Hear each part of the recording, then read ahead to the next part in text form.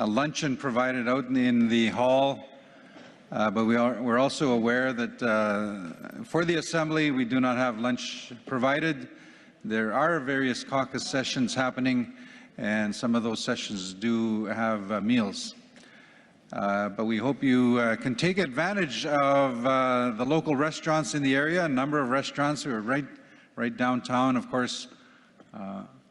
Number of restaurants right here on the street, right in front of the building, and of course down by the waterfront. So we're just taking another minute. We'll be right back.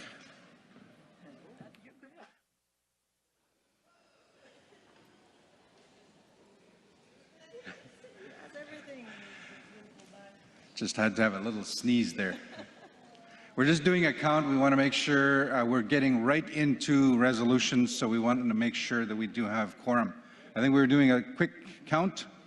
Did we get a count, a number of those on the floor? Are we okay to proceed? We're good? Okay. So we do have quorum. We can proceed with making decisions. So again, welcome back, delegates, those online and in the room. We will proceed. We will now deal with resolutions. We will make this announcement again when we have more people in the room. A couple of things. We have 57 more resolutions to deal with in the next day and a half. That is a large number of resolutions. Yesterday, we were able to deal with 2. So we have a day and a half to go. Another thing to point out, of course, everyone is now aware the Assembly in December will be hosting the election for National Chief. Many times when there is an election, there is not a lot of time. The focus is on the election. There is not a lot of time for passing of resolutions. So we are aware that a number of people have brought forward late resolutions. The cutoff has passed for late resolutions, which is why we have such a high number. Would also like to remind you, Chiefs, the quicker we can go through the resolutions, call for a vote, make the decision, the sooner we can get to the next resolution. Also, we know that we have requests of people that say, can you please move my resolution earlier because I might be leaving late tomorrow afternoon or we might not get to it. Everybody feels that their resolution is the top priority. So we have gone based on recommendations from the resolutions team. We do have the order for the resolutions. And again, a reminder, Chiefs, the quicker we can get through, you make the decision, pass the resolution, the quicker we can get to all the resolutions. So I just wanted to point that out. Again, Chiefs are just making their way in. 57 resolutions we need to deal with. So with that, we'd like to get right into it. We have the first resolution. So if I can have, what I'll be doing is I'm going to be following what's up on the screen, what's brought up, but I believe the first resolution is draft resolution 31. So if I can please have that brought up on the screen. Draft resolution is before you. There have been some revisions to the version that you have printed that was distributed. So what I will do is I make sure that it is up on the screen. We'll make sure that we read the resolution that you have the latest copy. So with that, we'll get right into it. Draft resolution number 31 is moved by proxy Judy Wilson. And I just want to make sure, yes, she is present at microphone 3. Seconded by Chief Terry Richardson. Just want to, who is present, if you can please stand by, okay, at microphone 3. There we go. So the resolution is up on the screen. For the record, I will go through and read.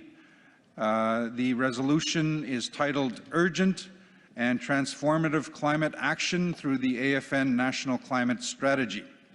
It reads, therefore be it resolved that the First Nations in Assembly 1 reaffirm the declaration of a First Nations climate emergency, calling for a recognition that the climate crisis constitutes a state of emergency for our lands, waters, animals, and peoples. B, local, national, and international communities, governments, organizations, and movements to safeguard the inherent treaty and constitutionally protected rights of First Nations, respect First Nations knowledge systems, and uphold treaties and other constructive arrangements between First Nations and the Crown. And C, federal, provincial, and territorial governments to take urgent and transformative climate action that meets the requirements outlined in the reports of the Intergovernmental Panel on Climate Change and Canada's Changing Climate Report 2019 to reduce emissions in Canada by 60% below 2010 levels by 2030 and reach net zero emissions by 2050. Number 2, fully endorse the Assembly of First Nations AFN National Climate Strategy and its 7 key priority areas of action. A, prioritize, again, Chiefs, I'll ask you to look up at the screen. This is different from the original versions. A, prioritize First Nation knowledge systems, health, languages, cultures, and spiritualities.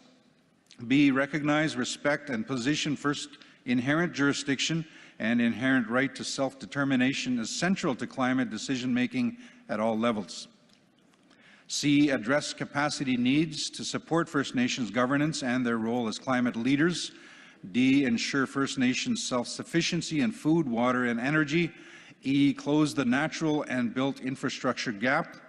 F, ensure First Nations are equipped to mitigate, prevent, respond, and recover to all emergencies. C, leverage the First Nations climate lens to reform federal, provincial, and territorial legislation, regulation, policy, and programs.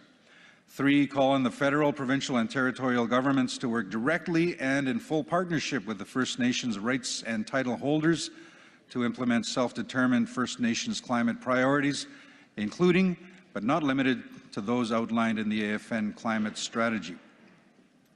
4, direct the AFN to work with the First Nations rights and title holders to advocate to the federal, provincial, and territorial governments for sufficient and sustainable funding to First Nations to implement their own strategies in a manner consistent with Article 39 of the United Nations Declaration on the Rights of Indigenous Peoples.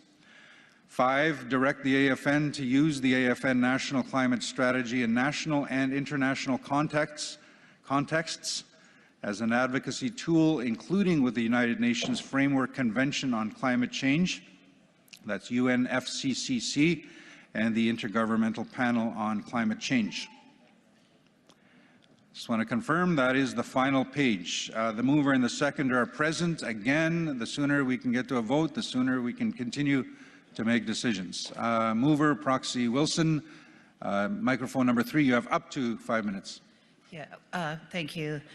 We did present this morning on the panel, so we don't really need to reiterate everything that was on the panel. We felt it was pretty comprehensive, except Chief Byron Lewis had some friendly revisions. I'll do my best to read it out, and I'll look to the technicians to ensure that they've are getting them up front here. This is after the whereas, and it's after Article 28, and it's a new B section, so it would be Section 35(1) of the Constitution Act 1982 gives constitutional recognition and affirmation to the Aboriginal and treaty rights of the Aboriginal peoples of Canada. Decisions made by provincial and federal levels of government that have the effect of contributing to the environmental degradation, including the degradation and destruction of fish and or wildlife habitat, render the exercise of Section 35 rights impossible, thereby amounting to an extinguishment of those rights. Okay, and then moving on, I guess would become the C, I guess the new E section, B, A, B, C, or D, I would say. He added on the last line, fish and wildlife habitat degradation and destruction. And the next one is a new H, I guess, section. Would be there is a direct correlation between the environmental impacts and the ability of First Nations to exercise their constitutional protected Section 35 rights. The pollution of the water, air, and sediment negatively impact the health of the environment, and more particularly the health of various fish and wildlife species. This can result in unjustified infringement to the point of extinguishment of the hunting and fishing rights recognized and affirmed in Section 35 of the Constitution Act 1982. And that's all the changes I could see there, except what I might just add would be it's not just the pollution of water, air, and sediment. It's actually pollution of the water, air, ice, and sediment. At our international meetings and national meetings, we've been adding ice to it, as our Inuit and Arctic people had asked us to, so that's what I changed. So I don't know how these changes are being handled, but... Miigwech, thank you, Proxy Wilson. So we have the team looking at that. If I can have, so what we do have, of course, oh, sorry, microphone 3 again. I'm doing several resolutions. This one is the water one that Byron added to. Thankfully, it's not this one. It's not this so resolution. Please disregard my changes. Thank you. They were kind of making sense, though, weren't they? They were. How did Byron get them in all these resolutions? So our resolution is still standing the way it is. I don't know if there's any what do you call it, amendments or revisions. So I just jumped ahead. I've been doing that all week, like 2 days ahead or something. I don't know what it is. It's good to plan ahead. Yeah. Okay. So the resolution stands as we presented, and I wish Graham just tapped me on the shoulders. I think that's a different resolution. I got so many resolutions. Okay. Thank you. Thank you, Proxy Wilson, seconder. Any further comments? No, I relinquish my time so we can get into discussion and move on. Okay. Thank you very much. The floor is open. Microphone 3, up to 3 minutes. Leko Ochlamachta Pushwa is Sai, Hugh Breaker, proxy for Chief Gillette of Cayuga Checkasset First Nation on the west coast of Vancouver Island. On the west coast of Vancouver Island, we stand to lose a lot of reserves. My First Nation alone will lose 5 due to rising ocean levels and storm surge from bigger storms. When the minister visited my tribe while I was chief counselor, I asked the minister, what's the plan? The answer was, there is none. I would have been happier if the motion compelled the government of Canada to compensate First Nations for the land that they're going to lose on the west coast of British Columbia. That would have made me feel better. The second thing I want to ask is, why do I have a plastic lanyard? Can someone tell me, please, why I'm having plastic put on me? We all know that climate change is being caused by non-green things, plastic in particular, but gasoline, oil, all that type of thing. And yet, when I travel to First Nations, I don't see us setting an example. I'd like it if there was a section that's asked First Nations to come up with their own plan, to plan for a green environment in their home, so that we can set an example for our young people. I don't like getting a plastic lanyard because I've read so much about climate change now. I'm convinced that things like this are going to kill us someday. When I go to First Nations, I see plastic cups used at serving lunches. I see plastic utensils. I see styrofoam plates. I'd encourage First Nations to come up with your own plan, and I would have felt better if the motion had called for each First Nation to do that. Thank you for listening. Miigwech, thank you very much. So I think there's two comments. I think the second one is more of a very a comment, a statement, a very strong statement. Why are the lanyards plastic? That will be taken into consideration. There's a request for potential amendment, though. So proxy in the back, the first part, I think you're requesting that something be added. I believe that is a request for a friendly amendment. If you can please approach the microphone. We have the resolutions team member actually that is approaching you. So there is a request for a friendly amendment. What I'll do at this point, again, Chiefs, this is new for this assembly. We're able to put up on the screen live changes as we go. So I'm going to ask Encore if we can put up the resolution from the resolutions team, and we will be able to make changes on screen so that you can see them. So we have it up on the screen, and we're just getting the request for the amendment. Of course, process for amendments is I will go back to the mover and the seconder. I do not see anybody else approaching the microphones. I would like to remind you, chiefs, I will keep reminding you, I'll go to microphone number 2, but again, a reminder, as more chiefs are entering the room, we have 57 more resolutions to deal with over the next day and a half. We know that every mover and seconder feels that their resolution is top priority and they want theirs dealt with first. We've gone with recommendations and we do have an order. Very difficult to change that. It is a large number of decisions to be made, so the quicker we can have your decision made through a vote to carry a resolution, the quicker we can get to other decisions that need to be made. Microphone 2. Yeah, I just want to add air. I'm a chief from Cold Lake First Nation. If you're going to add air to 1A, that's all. Miguch. So there is a request for a friendly amendment under 1A to add air.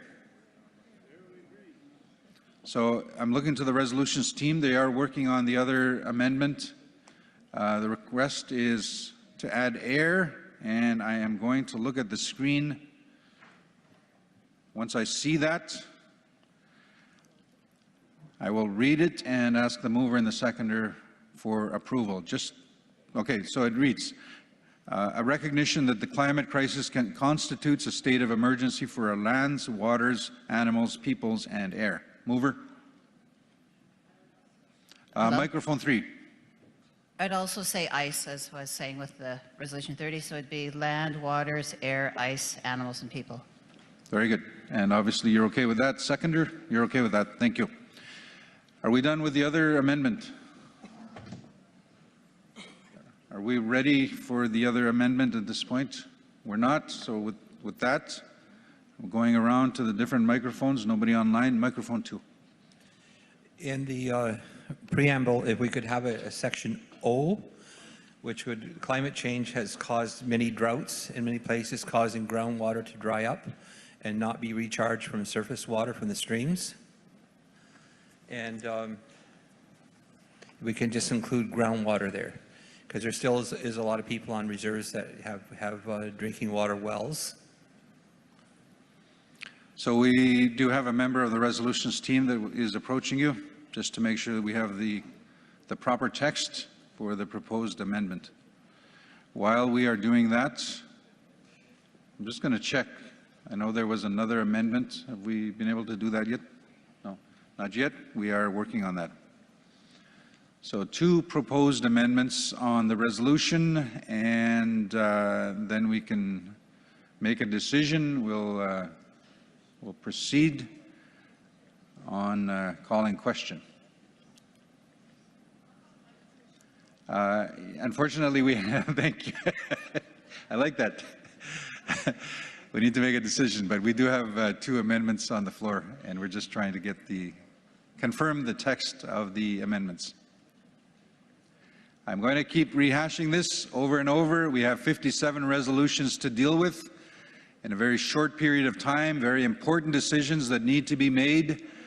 The quicker we can approve the resolutions, make the decision, the quicker we can get to the next resolution. And I just want to encourage not to minimize discussion, not to minimize debate.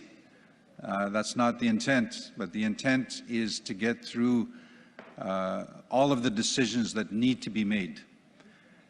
So the quicker we do that, the quicker we will finish.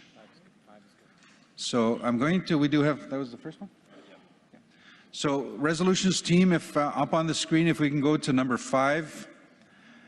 This is the friendly amendment. Number 5 reads, call on the federal government to compensate First Nations with new or additional land for any land that First Nations may lose due to climate change. Mover, you're okay with it? Yes, I was at a lot of discussions about that issue on federal and tripart tables, and yeah, I agree with that. Thank you. Seconder. Seconder is good. Thank you. One more amendment on the floor. And as soon as that is ready, I will read it in for the record and ask the mover and seconder for their concurrence.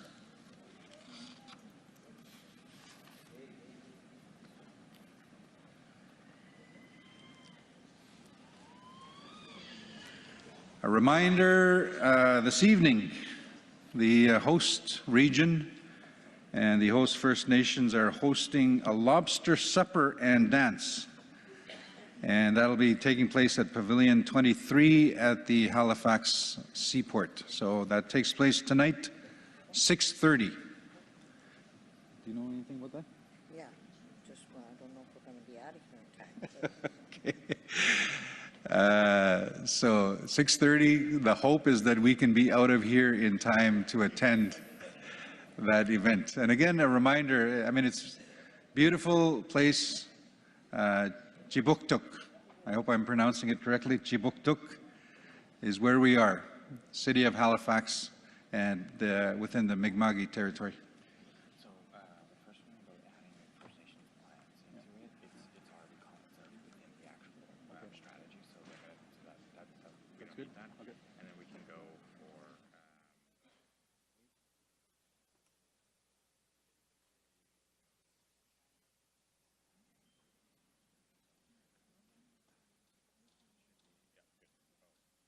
Okay, so there was a request for an amendment, but we've recognized that that actually is incorporated in the resolution already. But we're going to go to the other requested friendly amendments.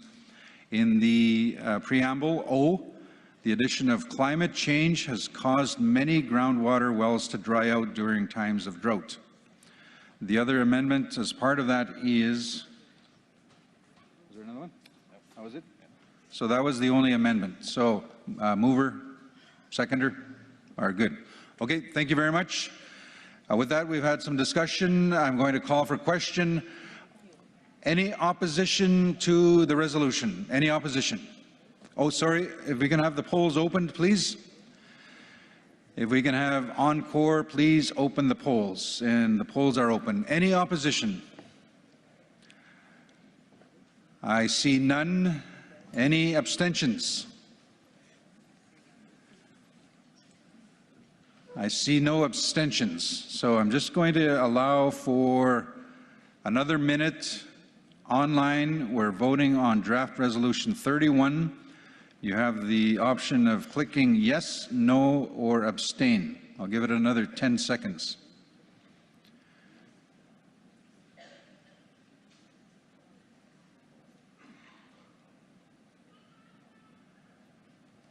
So if I can have the polls closed online. And I see no abstentions and no opposition. So resolution is carried by consensus. Miigwech, thank you. Well, we're on a good start. We'll move right along to the next resolution, which is draft resolution number 28. Again, the theme for the next three resolutions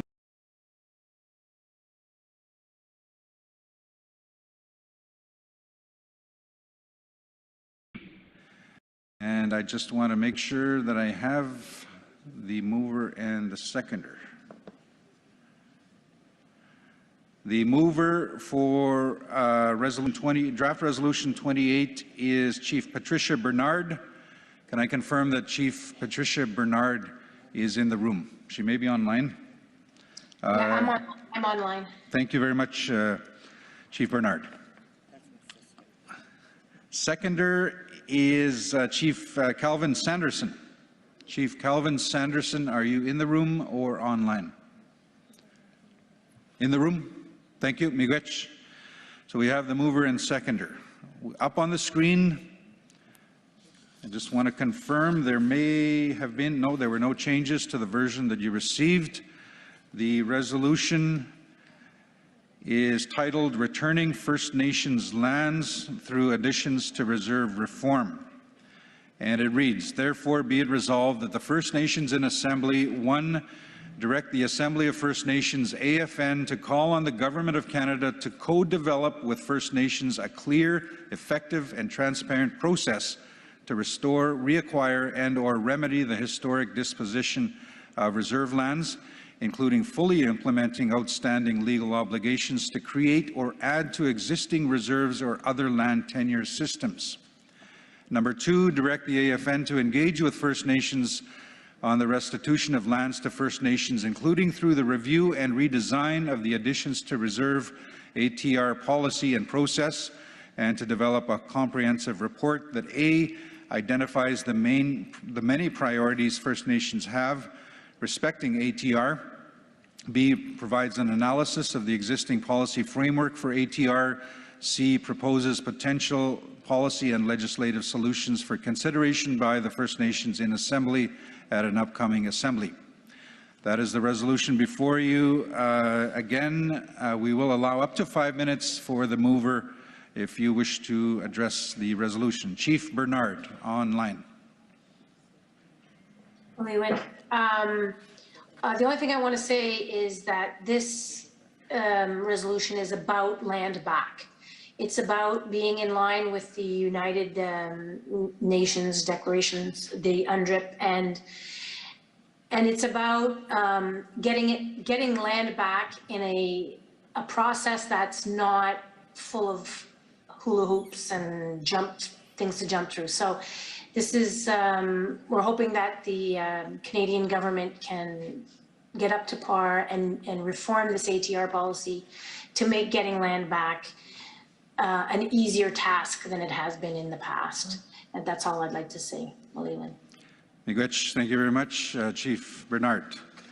Seconder, Chief Sanderson, not required, but if you wish to speak on the resolution, you have up to 3 minutes. Microphone 1, please. Thank you.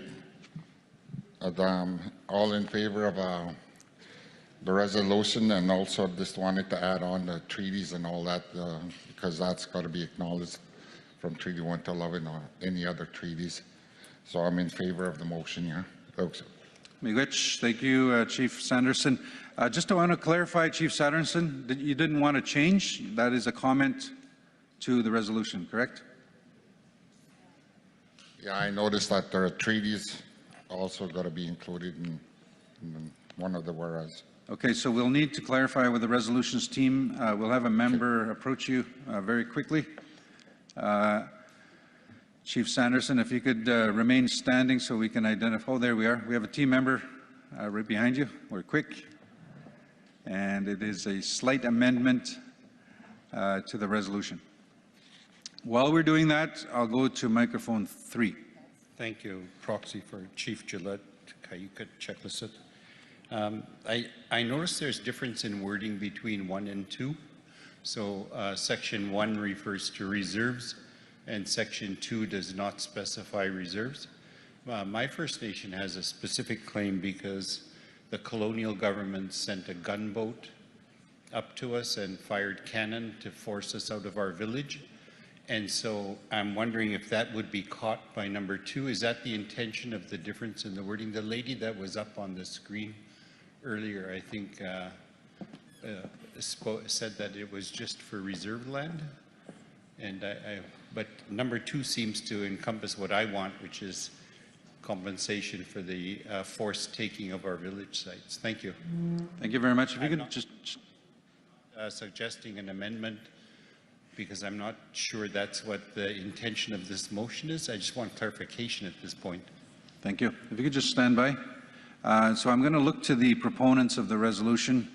If there is a response to the comment or the question, again, it's not an objection, just a clarification.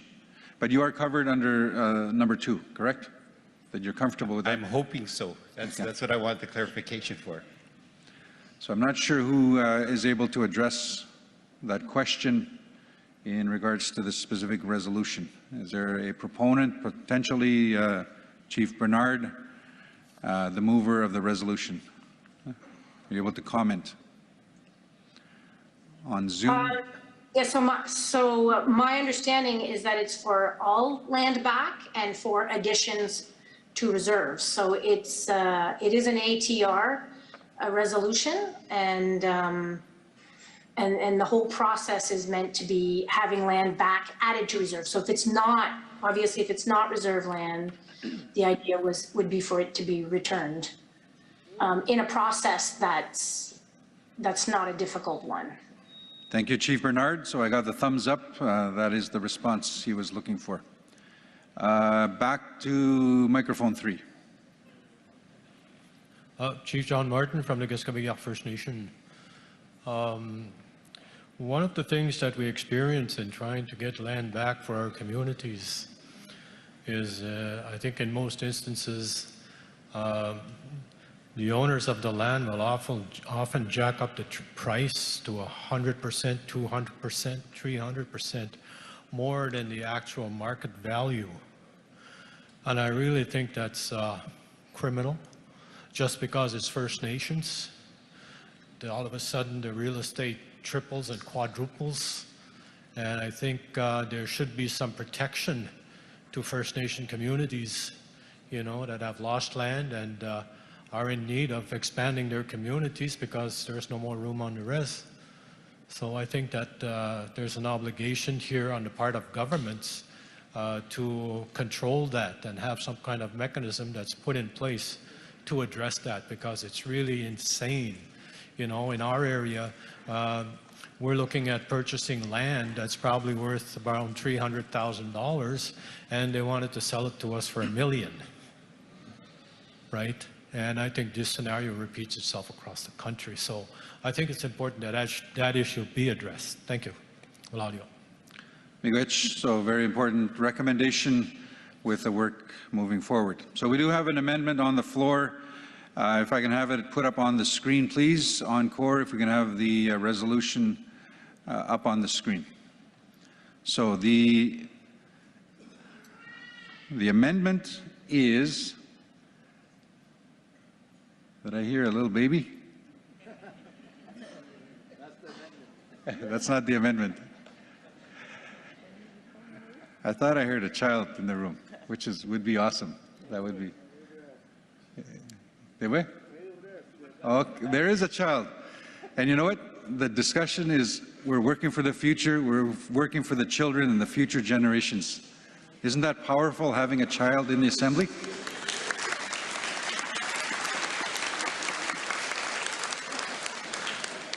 And a way for everybody. Miigwech for your presence.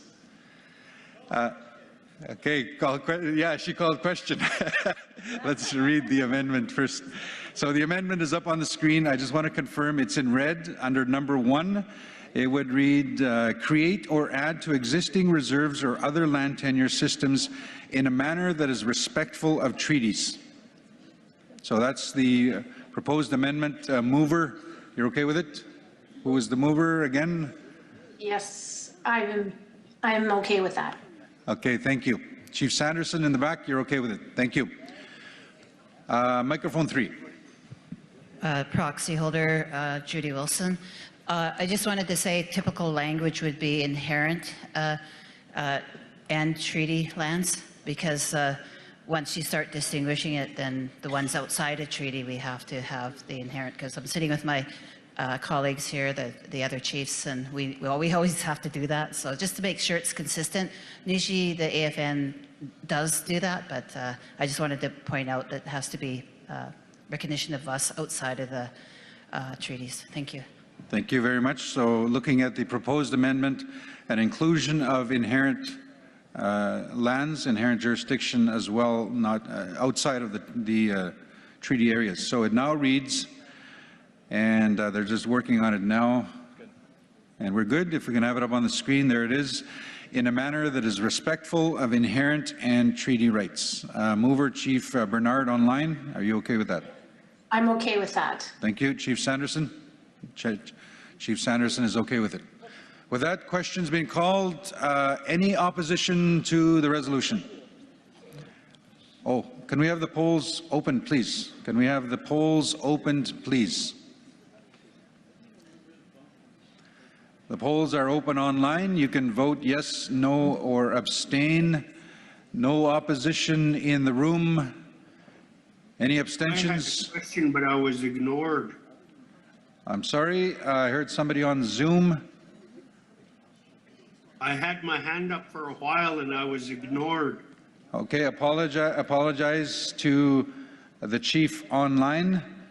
The polls are open, but we will have you speak. If you can give your name and your First Nation, please. You have up to 3 minutes.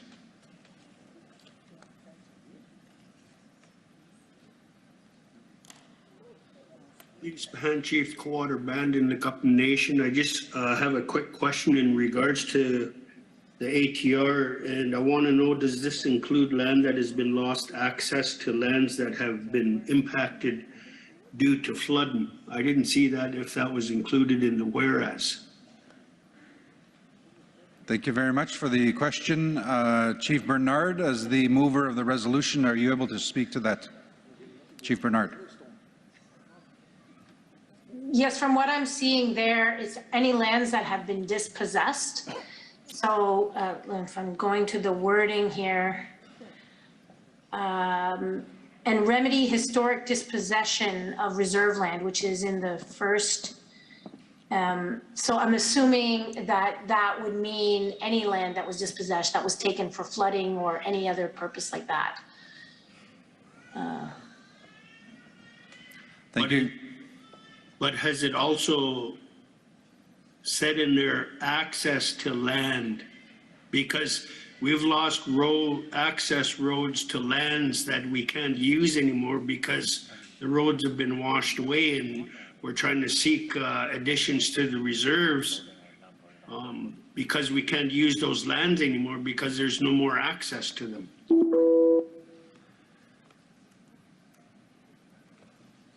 So, yes, I mean, this is for land, to getting land back.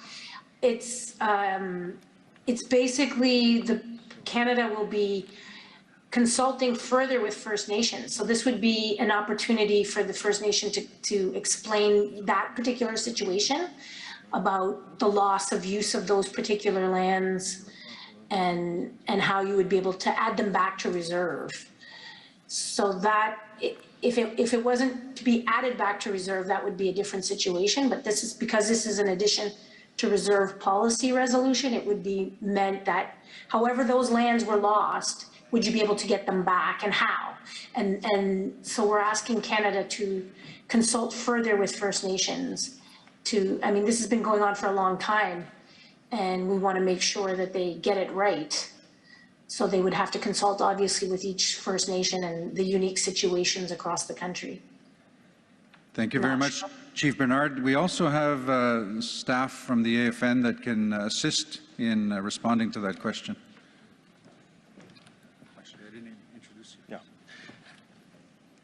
Hello, Chiefs and Proxies. Aaron Asselstein, Director of Lands. And I think the Chief Bernard, thank you for that response. I think you're very correct. I think the issue that the Chief raised is that the ATR policy doesn't come with land. You're assumed to have land when you enter into it, and that reflects a major gap. And so the resolution is asking us to identify what are First Nations priorities for the return of land, and let's create policy, let's advocate for policy that meets those needs, not forcing nations into the current narrow process. So the resolution's meant to be intentionally broad in order to meet the different circumstances that exist. Thank you for that clarification. Back to Zoom with the original, I believe it was Chief Spehan on the question. Does that respond to your question? No, it kind of goes around it because my point is access to land that we've owned, and now that we can't get to the land that we have owned due to the atmospheric river events that have happened here in British Columbia in 2021, having discussions with Canada and additions to reserve and land back is the difficulty part is trying to get them to understand about access to those lands because they cannot be used anymore due to the flooding of the roads that we've lost access to. So I didn't hear an answer in either way, so I'm not sure if I can support this or not. Cookjam. Thank you very much. So you've indicated your position on that. I did not hear necessarily a request for an amendment or something to be added to the resolution, but I believe you've stated your position clearly. So thank you for that. Now, Chiefs, I know Chiefs have approached the floor. Here's what we've done. Question was called. I already asked, is there any opposition to the resolution? So we're already in the voting stage. The only reason I recognized the speaker online was that he did have his hand raised prior to question being called and the vote. So we're actually in the voting process now. The discussion has ended. And so my apologies to the chiefs that have approached the microphones. We are now in the voting process. So the chief that was online has indicated his position on the resolution. So again, I ask the question, is there any opposition to the resolution? The polls are open on Zoom, online. In the room, I see no opposition. I see one opposition. Would you like it noted? Thank you. So one opposition.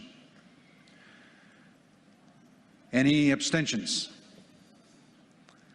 I do see abstentions. 2 abstentions. Thank you very much. You can lower your lanyards. If I can have the polls closed, please. Do we have the numbers of it? 17 yes, 1 no. So online, we do have 1 abstention.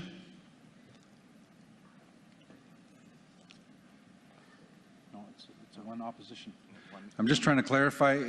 I will correct that. There is no abstentions, 1 opposition online. So with that, I'm going to ask all in favor in the room. If you could please raise your lanyard. All in favor. Thank you very much. So with that, it's obvious, overwhelming, resolution is carried. Thank you. So with that, I'm going to turn it over to my colleague, Weena.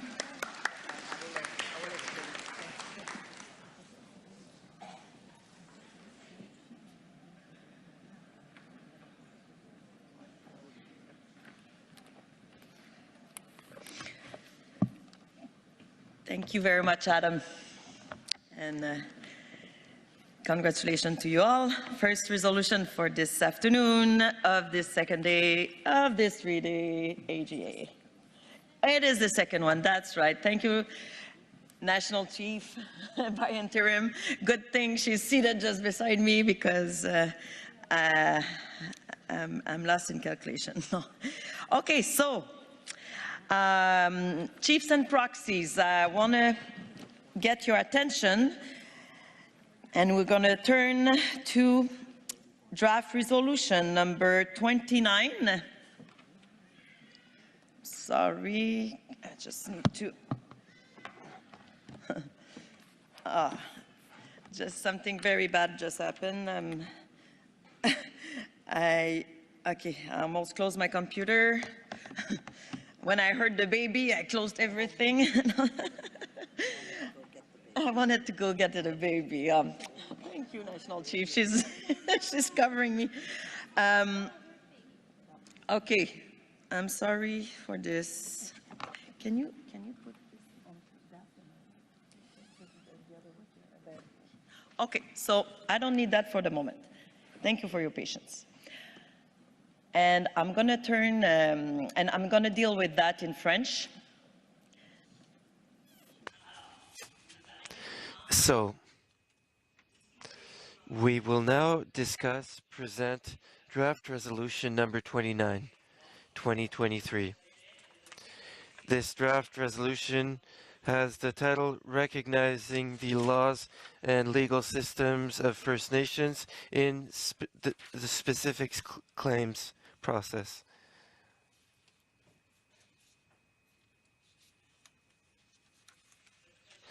this draft resolution number 29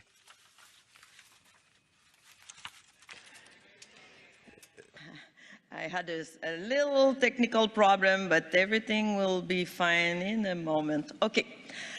Alors, ce projet de résolution... So, this draft resolution number 29 was moved by Chief Wilfred King, and I see Chief Wilfred King is coming up to mic number 2.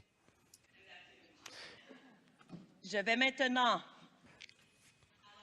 I will now announce the seconder, who is Chief Calvin Sanderson, and I will look around the room to see if the seconder is in the room.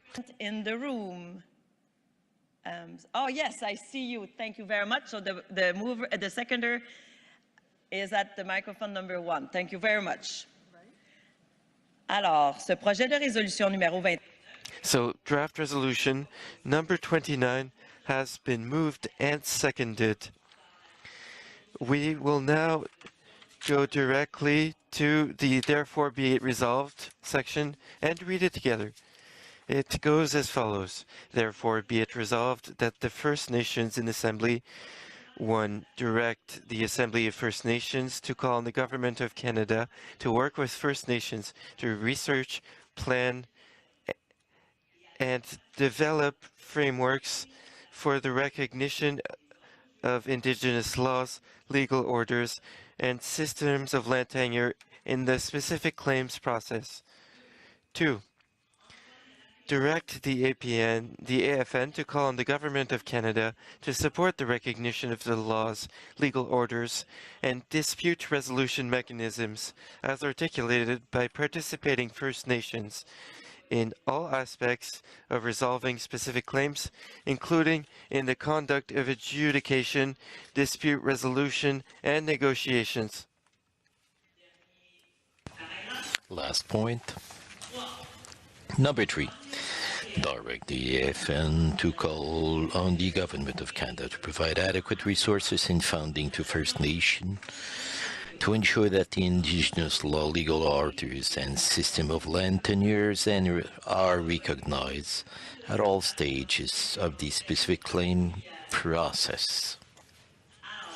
So, this draft resolution was moved, seconded, read, and actually written on the minutes. So we will open the discussion, and as foreseen by the terms, we will actually open the discussion and offer the mover the possibility to introduce a project for at most 5 minutes. I was a chef too. I just want to, the resolution speaks for itself. Chief Wilfred King from Gull Bay First Nation. There is a friendly amendment being proposed by, I think, by BC Region. Jody Woods from the BC Region Research Directorate has a couple of friendly amendments.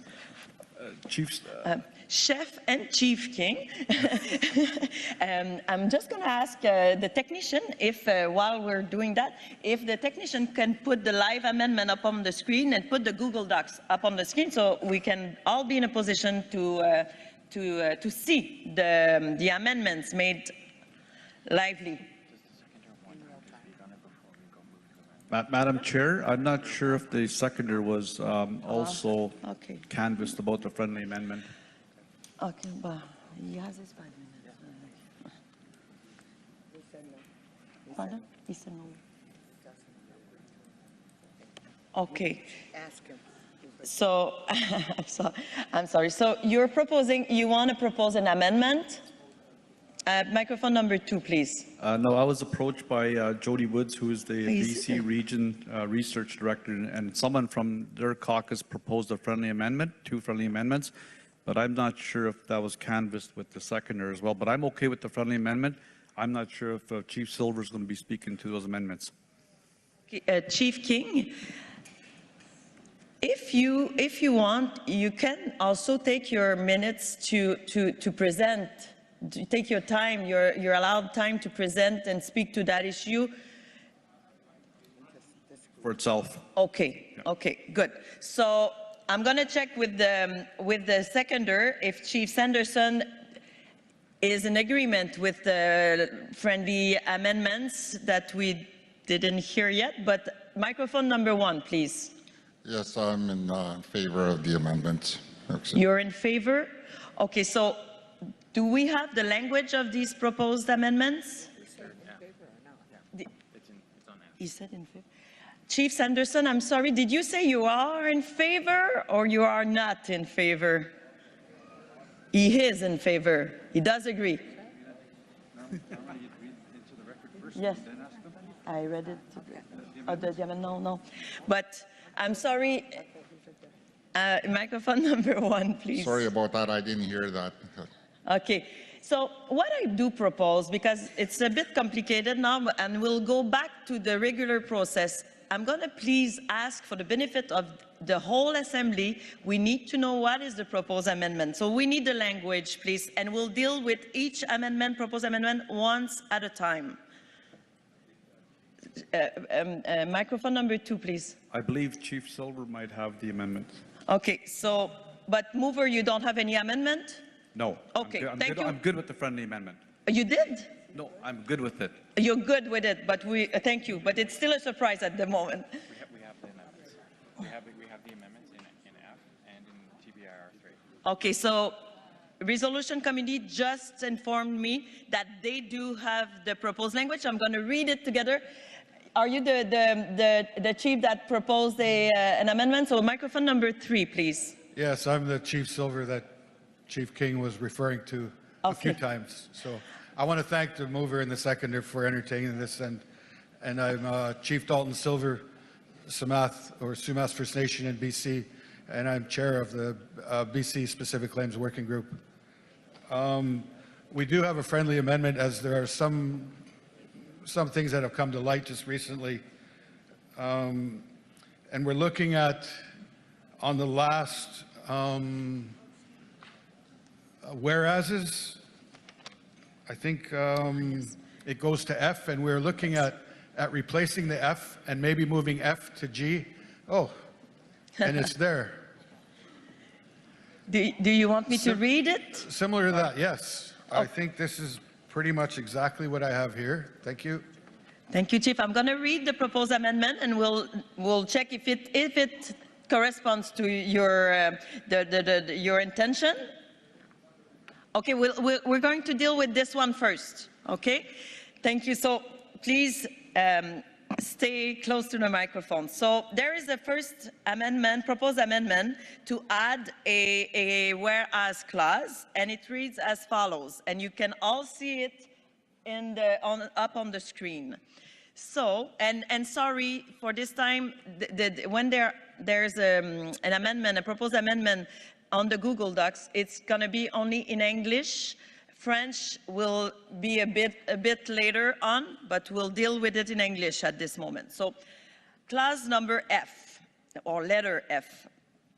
Current funding for specific claims research is only $12 million, where the need is 2023. Oh, there seems to be a little mistake. 2023, 2022, 2023.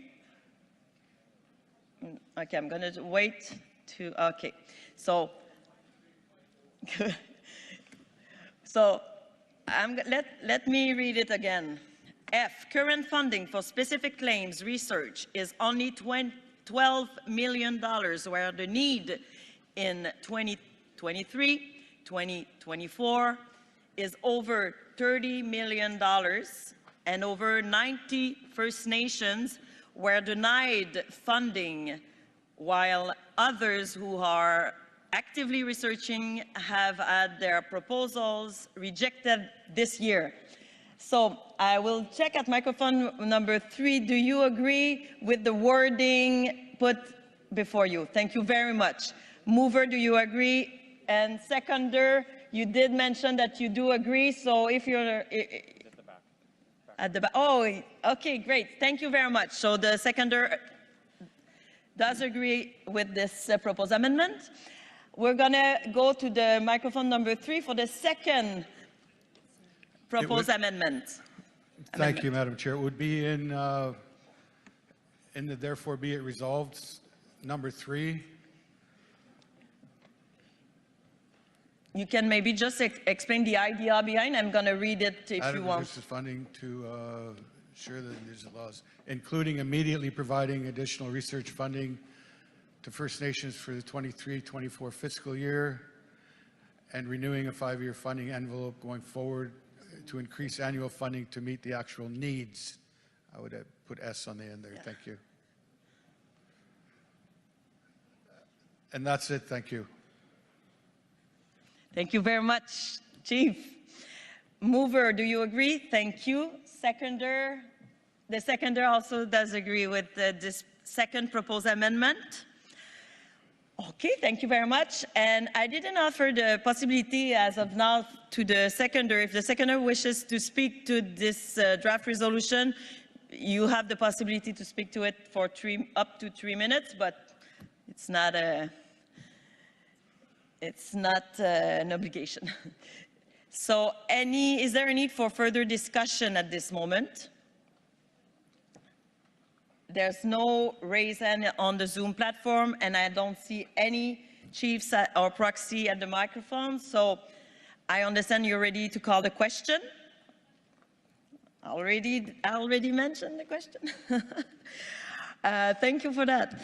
So on that, I'm going to first ask for the poll to be opened on the Zoom platform. Thank you very much. So we are at the voting period on draft resolution number 29. And I'm going to look at the room here and ask, is there any opposition to this draft resolution number 29? And if there is opposition, please, if you have an opposition, please raise up your red lanyard. I don't see any opposition in the room? Okay. Any abstention in the room? If you want to note your abstention, please raise your red lanyard. And I don't see any. Is this a hand? No, thank you. So no abstention in the room. At this moment, I'm going to ask the technician if you can please close the poll on the Zoom platform. Thank you so much. Okay. So here is the result. The resolution, I'm sorry, I think I'm a little, I need a coffee, maybe, I don't know. I find myself less energy. The draft resolution number 29 is carried by consensus. So congratulations to you all. Thank you very much.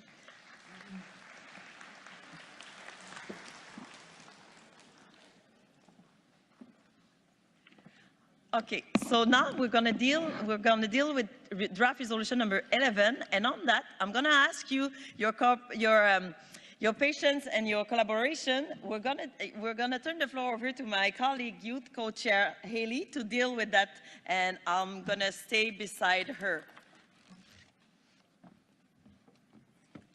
Glued to me too.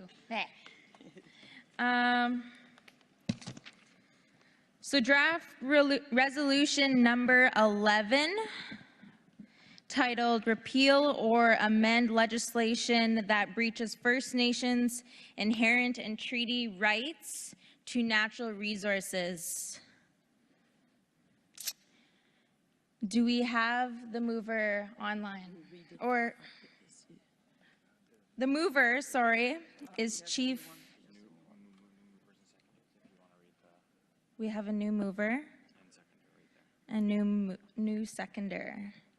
So our mover is Proxy Charmaine Fourhorns for Chief Michael Starr, Star Blanket Cree Nation. Are they present? Are you present? Here. Great, awesome. And our seconder is Chief Sheldon Kent from Black River. Are you present? No, not on the Zoom. Sometimes they would use their raise hand at this time. So mention the name. No, not in the room. Yes. Mention, are you the seconder? Are you the seconder? You are? All right, perfect.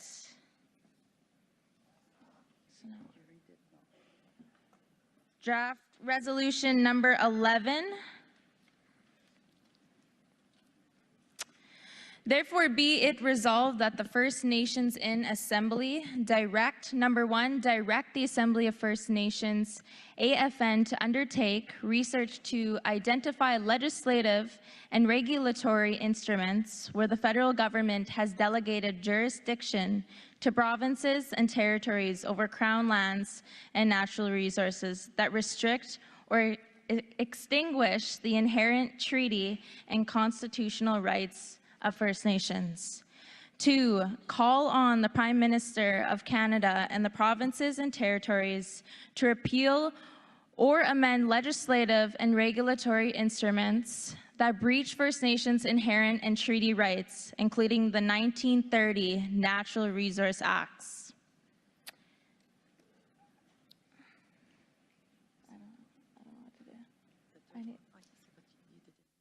Oh, there's another one. Great. 3, call upon Canada to ensure that the principle of free, prior, and informed consent is followed in any repeal or amendment of legislative and regulatory instruments that breach First Nations inherent and treaty rights, including the 1930 Natural Resources Acts.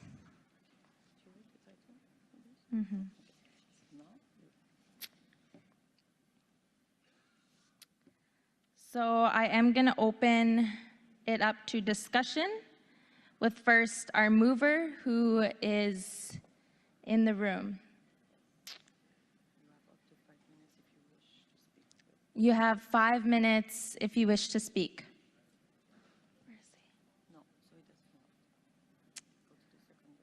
We will now go to the seconder to speak. You have 3 minutes on mic 1.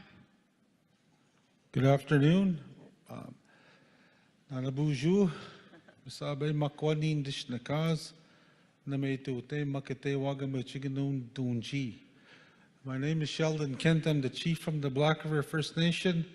We're Treaty 5, signature to the Treaty 5 treaty. I'm here this afternoon seconding this motion on the Natural Resources Transfer Act, simply because the land is our land. We never gave up our land. We know since the settlers, the colonizers arrived on Turtle Island, their initiative was to control the Indians and acquire our lands. So by this motion, or this resolution we're bringing forward, this allows our national body that represents all our nations from coast to coast in Canada to assess and look at ways of repealing the Natural Resources Transfer Act, because we know when they first arrived here, they came here with their cross and the doctrine of discovery. They claimed all this land on behalf of the church. Now, the United Nations Declaration has been adopted by Canada. If we utilize those articles in there to its fullest intent, then the land should be returned back to us. But this will initiate and start the discussions and the research on NRTA. So I'm asking the chiefs that are here and the proxies to support this resolution and have our national body do the work to research this NRTA, because we know it was all illegally done. We weren't allowed to hire legal counsel to represent us when they did this in 1930. They introduced laws that no lawyer can represent a Native person. If they did, they lost their law degrees. So in a sense, we had no way of opposing these transactions. But let's take a good look at this. So I'll leave it there. Miigwech. Thank you. Thank you.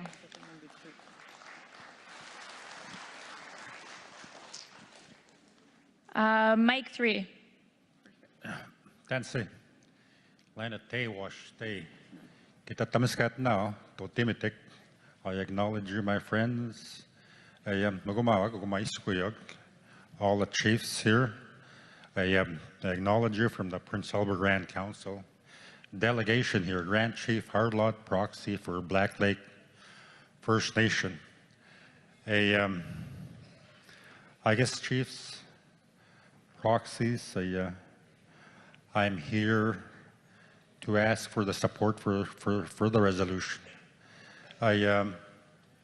This resolution, I believe, was vetted through the FSIN, Federation of Sovereign Indigenous Nations, vetted through there.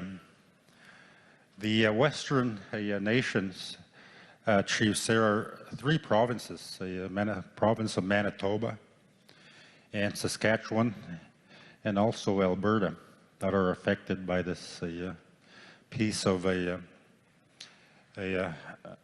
discriminatory legislation, 1930 Natural Resource Transfer Act. Prince Albert Grand Council with the other Western nations have been doing work on this, having a national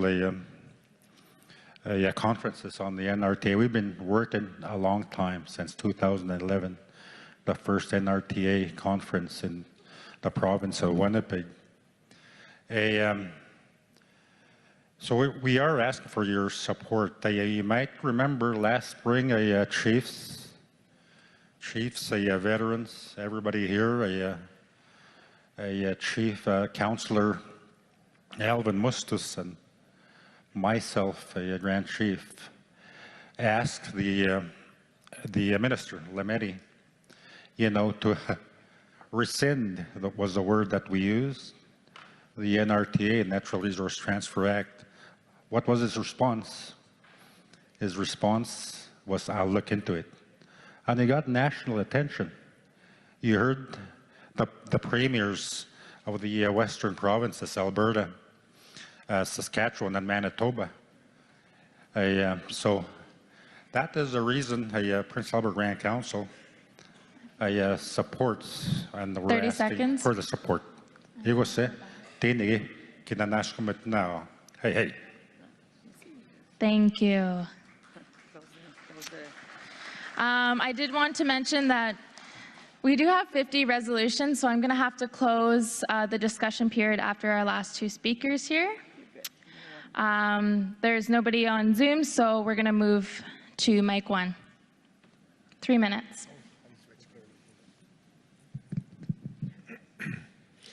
Bonjour. Good afternoon, everybody. I'm Chief Teen Sayers, Crane, Batchewana First Nation in Ontario. And just in regards to a proposed friendly amendment, which would just be in the form of one word, I am definitely afraid of the clause 46 in the United Nations Declaration on the Rights of Indigenous People.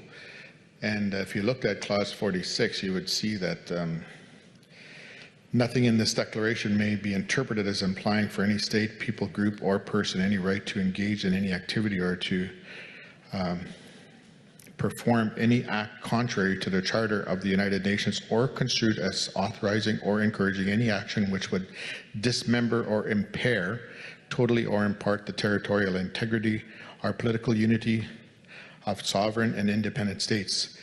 What this to me means is that Canada can veto your determination to say yes or no to any project or initiative on your lands.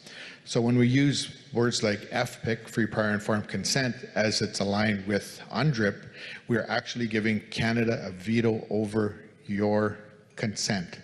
So what I would ask, if you pull up the resolution, if we could say free prior informed consent or permission, because we prefer in my neck of the woods to seek permission from proponents and developers. That way they can't utilize this ill clause within UNDRIP.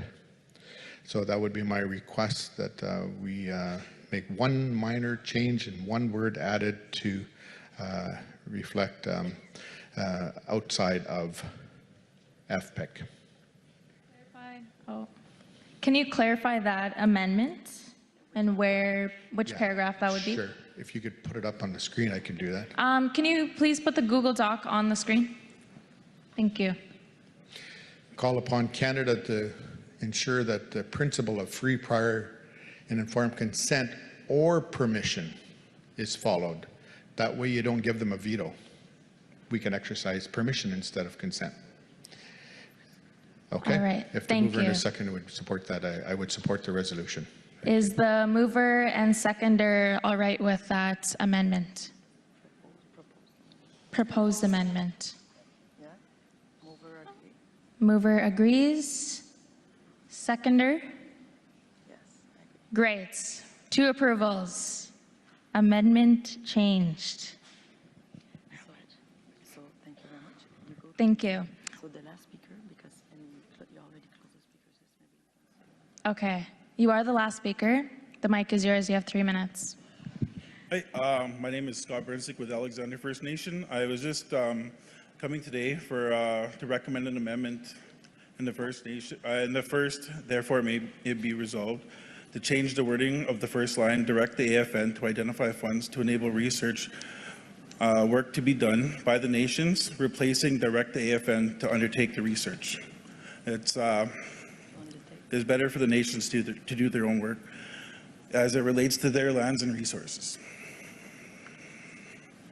Thank you.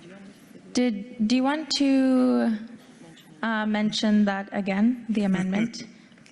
Yes.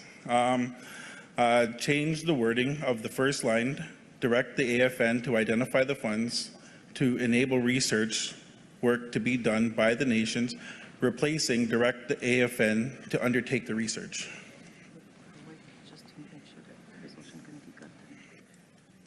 Okay. We just have to make sure that the resolution team got that language. I definitely did not, but thank you. Oopsie. We'll make sure that they got that. And then you check with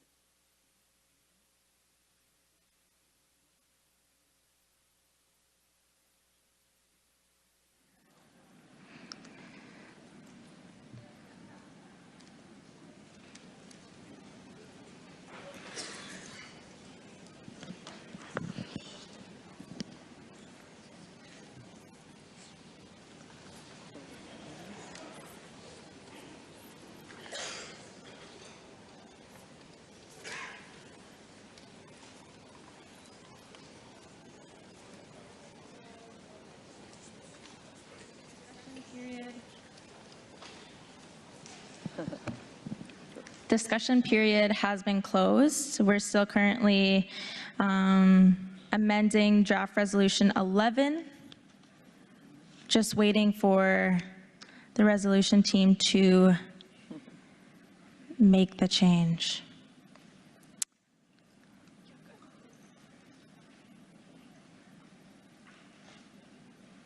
Is that the change?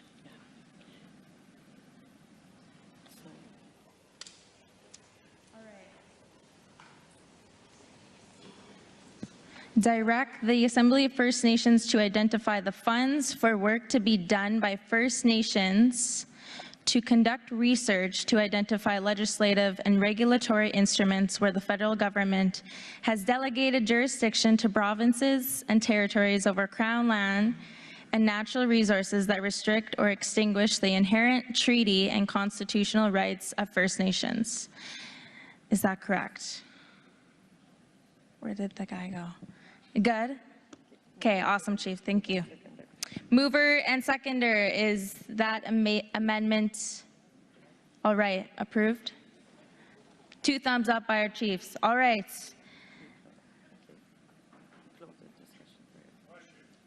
We will close the discussion period and move on to open the votes on Zoom. Open the poll.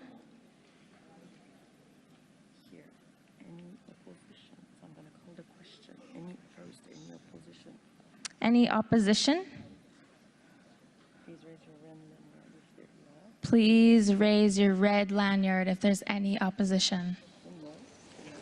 No, I don't see any. Any abstentions in the room? Please raise your red lanyard. Thank you. I see 2, 3, Okay. 1, 2, 3. 3 abstentions. Can we close the poll on the Zoom, please? So draft resolution 11, as amended, is carried. And so there are 3 plus.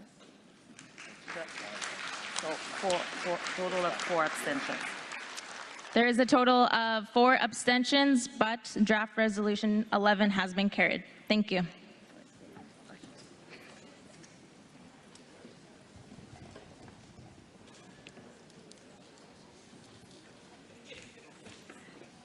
Congratulations. Okay, so now let's turn our attention to draft resolution number 10. Ce projet de résolution numéro 10, 2020. Draft resolution number 10. It is entitled Support for an Independent Inquiry into First Nations Deaths While in Police Custody. This draft resolution, it was moved by Chief Peters. Is the mover? Yes, hello, mover. Chief Peters in the room. He's at microphone 2. This draft resolution number 10 was seconded by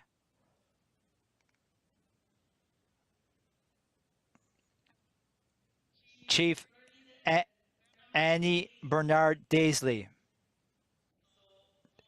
So hello and thank you. Thank you, co-movers. You are at the mic. Now together, we'll read together the draft resolution number 10, and we'll go into the be it resolved, as is our tradition. We don't read all of the draft resolution, only for the therefore be it resolved. Therefore be it resolved, the First Nations Assembly call upon the federal government to call a Royal Commission of Inquiry into First Nations deaths while in police custody. Sorry. Okay, thank you. The slide was not on the screen anymore, so sorry. So it is now my screen, so I will continue to read.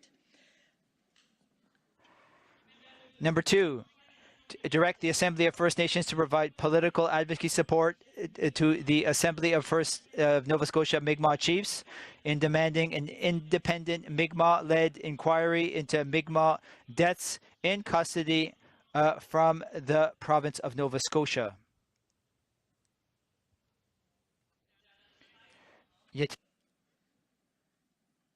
So I'm now going to open the floor for discussions, and I turn the floor over to the mover.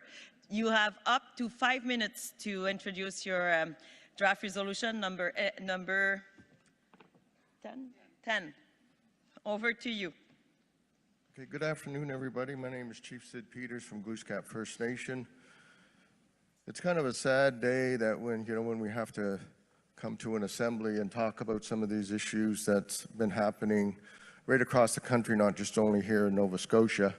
But one of the things that the Assembly of Nova Scotia Mi'kmaq Chiefs, we've been really working hard in regards to, the justice system that's happening, throughout Canada as well as Nova Scotia. Just recently, within the last year, we've had 2 of our Mi'kmaq individuals, young people that had passed away in the custody of the police system and correctional system. As a result, of course, is we want a Royal Commission inquiry on that. However, we want to ensure that the Mi'kmaq is part of that inquiry, and to date that hasn't happened. But having said that, as the Assembly of Nova Scotia Chiefs, we were asking for the support from the Assembly of First. That's all I have. Thank you. Chimigwich, Chief. I will now offer the possibility to the seconder to speak to it for up to 3 minutes. Over to microphone number 2. Good afternoon, everyone. My name is Chief Annie Bernard Daisley of Wagamon First Nation. I'm here to not only second the movement for the independent inquiry and support from the AFM, but I also want to tell you a little bit about the two individuals. Sarah Denny was 36, a mother of two, of Eskizoni First Nation, serving a sentence for violating house arrest. She died at the Central Nova Scotia Correctional Facility, a jail for women. She had double pneumonia. Sarah was serving house arrest, living with her mother who was terminally ill. And because she had the flu, she chose to stay with somebody else until she got better. She was picked up for violating her house arrest. And when she was picked up, her mother told the police officers that Sarah wasn't feeling good and to be careful, she might have COVID. But it turned out Sarah had double pneumonia. The police assured her mother, Kathy, that, oh, we'll take care of her, don't worry. She died 5 days later. You're looking at a mother who left behind two children, a family, and a community, and relatives. I am not from Eskizoni, but in our culture, who we are as Mi'kmaq, we know everybody. It's such an impact when you have a useless death like that to somebody that had full potential to live a great quality of life and to be able to be a mother to her children, but was robbed of that from just breaching her house arrest. Where we as Indigenous people across Canada have high rates of incarceration and high rates of our people being in jail. You got to ask yourself each and every time when something like this happens, would this happen to a non-Indigenous person? No way. I also want to talk about Peter Paul. He was in the Sydney Correctional Center and he hung himself with sheets. These are young lives that were lost, and the impact of communities is detrimental. It's terrible that our people have to live in this day and age. And you look at incarceration, you're incarcerated to protect society from criminals. Who's protecting them while they're incarcerated? Thank you. Chimigwich, thank you very much. And I'm very sorry for the noise on the side of the room, so if someone could take care of maybe it's the door, I don't know, but it's confusing, this noise. Thank you very much. I'm going to turn the floor over for further discussions, and we'll go to microphone number 3. Please state your name and First Nation. Over to you. Hugh Breaker, proxy for Chief Gillette from Cayuga Chetlasset First Nation. I'm wondering why the motion only deals with death in custody instead of also dealing with those who are shot by the police. They don't even make it to the point of being in custody. In British Columbia, the Native Court Worker and Counselling Association of BC is currently doing research into those who were either shot by or killed by the police, some by beanbags and some by shots from pistols. And they're doing research into those killed by the police or those who have died in custody, so both. And we're really quite alarmed at the statistics that are coming out of the research already. So that's the first question, Madam Chair, but there's a second issue. Yes. I'm sorry, Chief. We're going to deal with each. Is this a proposed amendment? If it is, we will need to deal with this right at the moment. With this, we'll deal with each proposed amendment at a time, or maybe it's just a comment you would like to say. But if it's a second proposed amendment, we'll deal with the first one first. So over to you. So the first amendment is to change the wording to include those who are killed by the police or those who die in the custody of the police. Okay, thank you, Chief. We're going to wait for Resolution Committee to make sure they capture the language and they have the time to write it down on the Google Docs, and we can all see it up on the screen. And I'm going to check with the mover and seconder. So microphone number 2, please. So I have an answer to that. Back in December in Ottawa, there was another resolution on the floor for those shot by police, all of our people. And we had that in for Chantal Moore. We named it for Chantal Moore's.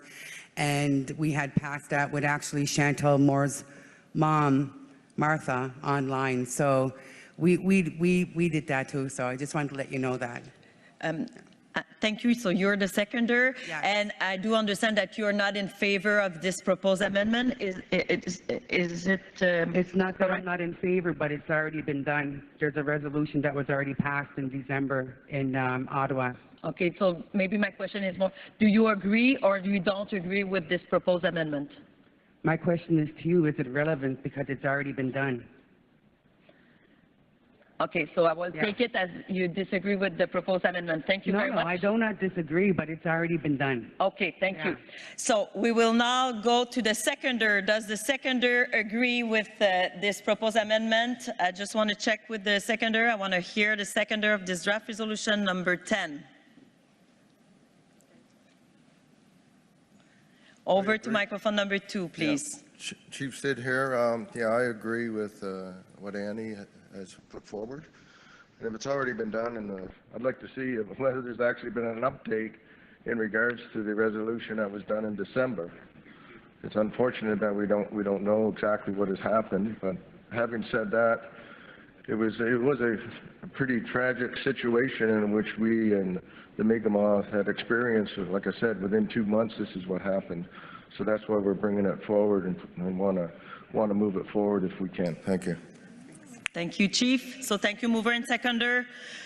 I'm looking at Chief that did the proposed amendment. So I'm not using the word disagree, but it's not going to be in the draft resolution. So it is okay with you. Thank you very much. So we'll go and we'll start the timer back. And over to you for your second amendment. Thank you. Thank you, Madam Chair. I understand and thank the mover and seconder for the explanation. The second amendment, as I mentioned earlier, the Native court workers are doing an exhaustive study on this issue, and they're running into some roadblocks with chief coroners, independent police investigation people, independent inquiry people, and the Police Complaints Commission in providing details and statistics to the Native court workers. And so we're asking for an amendment to call on those agencies, such as police investigation agencies, chief coroner's offices, independent investigations offices, as they exist across Canada. They all have different names and different words. As they exist across Canada, to work with the independent investigations and provide the statistics. Chief, please stay close. I'm just going to check with my colleague here if we... Okay, thank you. So someone from the resolution committee will be with you shortly to talk about the language around your proposed amendment. And do you think it's going to stay? Okay, so yes, so we're going to go to the next speaker, which is at the microphone number 2, and we'll come back to this proposed amendment. So over to you, microphone number 2, please. Hello. Hello, thank you. I'm Chief Radical Jr. from the Atwood First Nation. I'd like to enter the discussion and support the resolution as it stands without any amendments. I think it's a specific request which will set legal precedents across the board. The ripple effect that something like this, once there is a support for the Assembly of First Nations, gives it the clout and gives all of our people across Turtle Island the respect and the governance that it needs. Watering it down and be inclusive in other areas just makes it a moot point. I'd like to support the resolution as it stands because I think it's specific to a request for the support that the Mi'kmaq people are asking for specifically. As far as all of the considerations, it's with the utmost respect that the Mi'kmaq nations are calling on the Assembly of First Nations to support the resolution as it stands. Miigwech, Chief.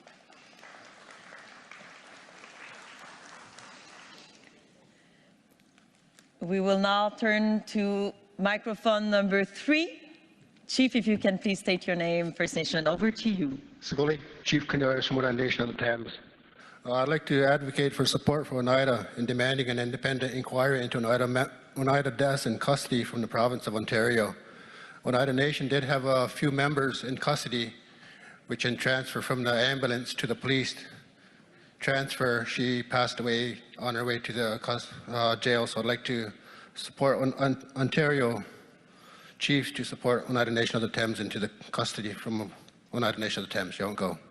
Chief, if you can please stand by the microphone. So you proposed to amend this draft resolution number 10 to include the Oneida First Nation. Okay, I'm gonna check with the resolution committee, and at this moment we have 2 proposed amendments in circulation, so we'll keep it to that. We'll deal with that. So I'm gonna check with the resolution committee to see if the first proposed amendment is dealt with, if we can just have a discussion on that.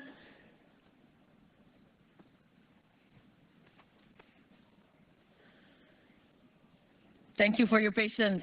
I'm going to come back to you. I ask you to please stay there, and I'm going to check with the first chief that was at the microphone. I don't have his name at this moment, but I want to check if the first chief that had a proposed amendment, we're going to deal with your proposed amendment right now. So, he's back right.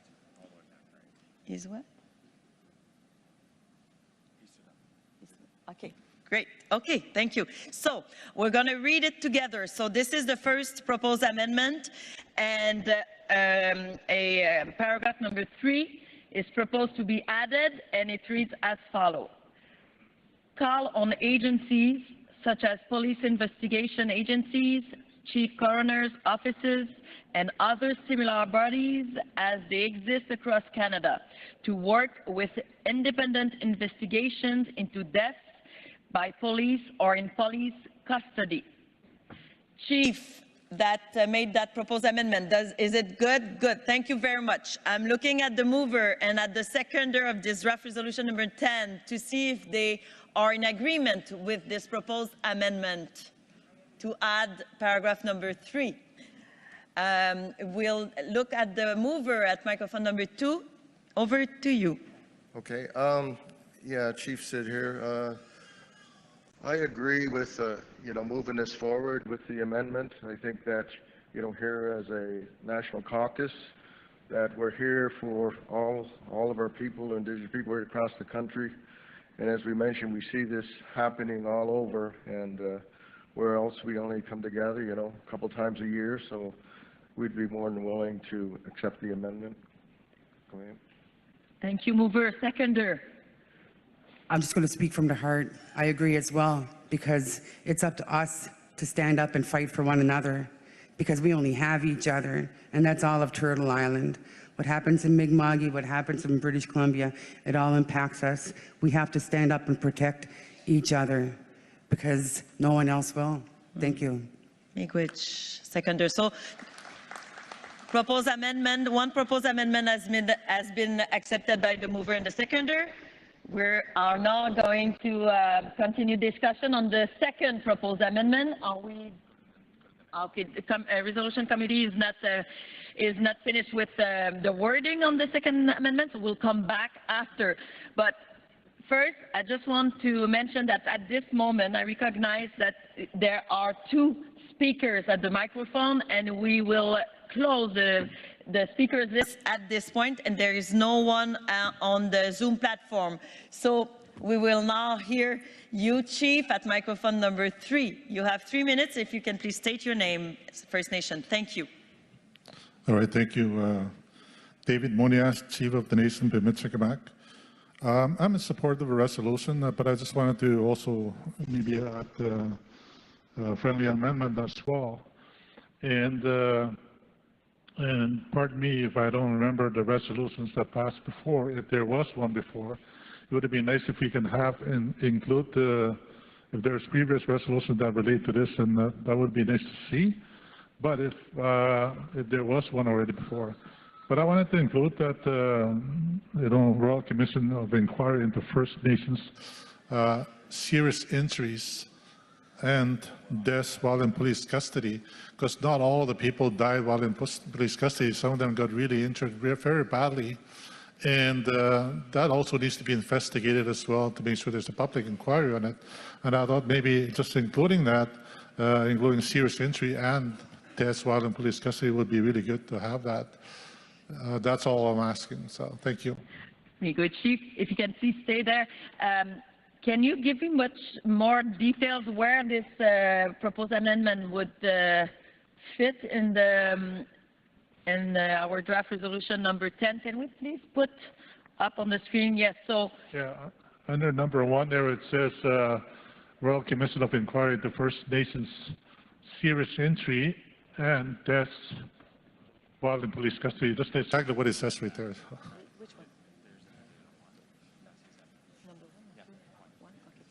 Thank you, Chief. So I'm going to read it again with you all, and I'm going to check with the mover and the seconder if they do agree. So, number 1, call upon the federal government to call a Royal Commission of Inquiry into First Nations deaths and serious injuries while in police custody. And on that, I'm going to check with the mover and the seconder if they do agree with this proposed amendment on the first paragraph of this draft resolution, number 10.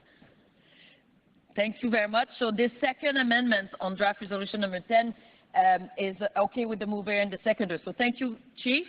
And now, okay, so I just want to mention that I already closed the speakers list. There is still a standing, an outstanding proposed amendment to deal with. We're going to come back and we're going to go to our last speaker on this draft resolution number 10. Over to you, microphone number 2.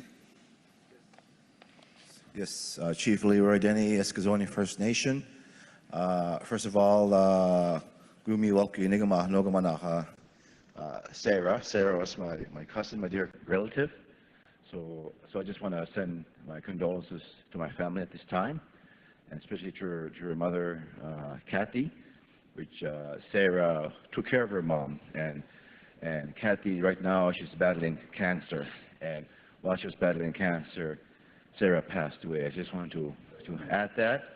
I talked to my fellow chiefs, and just to make sure that the friendly amendment says, while in police custody, if you can add correctional services, because they happen in the correctional services. Just want to be specific, not just in police custody, and it's in these prisons and these correctional services. Thank you. Okay. Thank you, Chief. So we'll work with the resolution committee on this. And I mentioned that I already closed the speakers list, but since resolution committee is still working on, I'm gonna exceptionally accept this last speaker at microphone number 3. You're the lucky one of the day. So microphone number 3, please. Thank you, Madam Chair. Chief Dan Manuel, Upper Nickel Bend. I was just wanting to offer a friendly amendment as well to include British Columbia as an option. That we have experienced deaths in police custody as well. And I also want to support the last speaker in the inclusion of or defining the custody, because there is correctional custody as well as police custody, and if it's specific to police custody, it should be consistent throughout the resolution. Thank you, Chief. If you could please stay there, I'm just going to check with the resolution committee.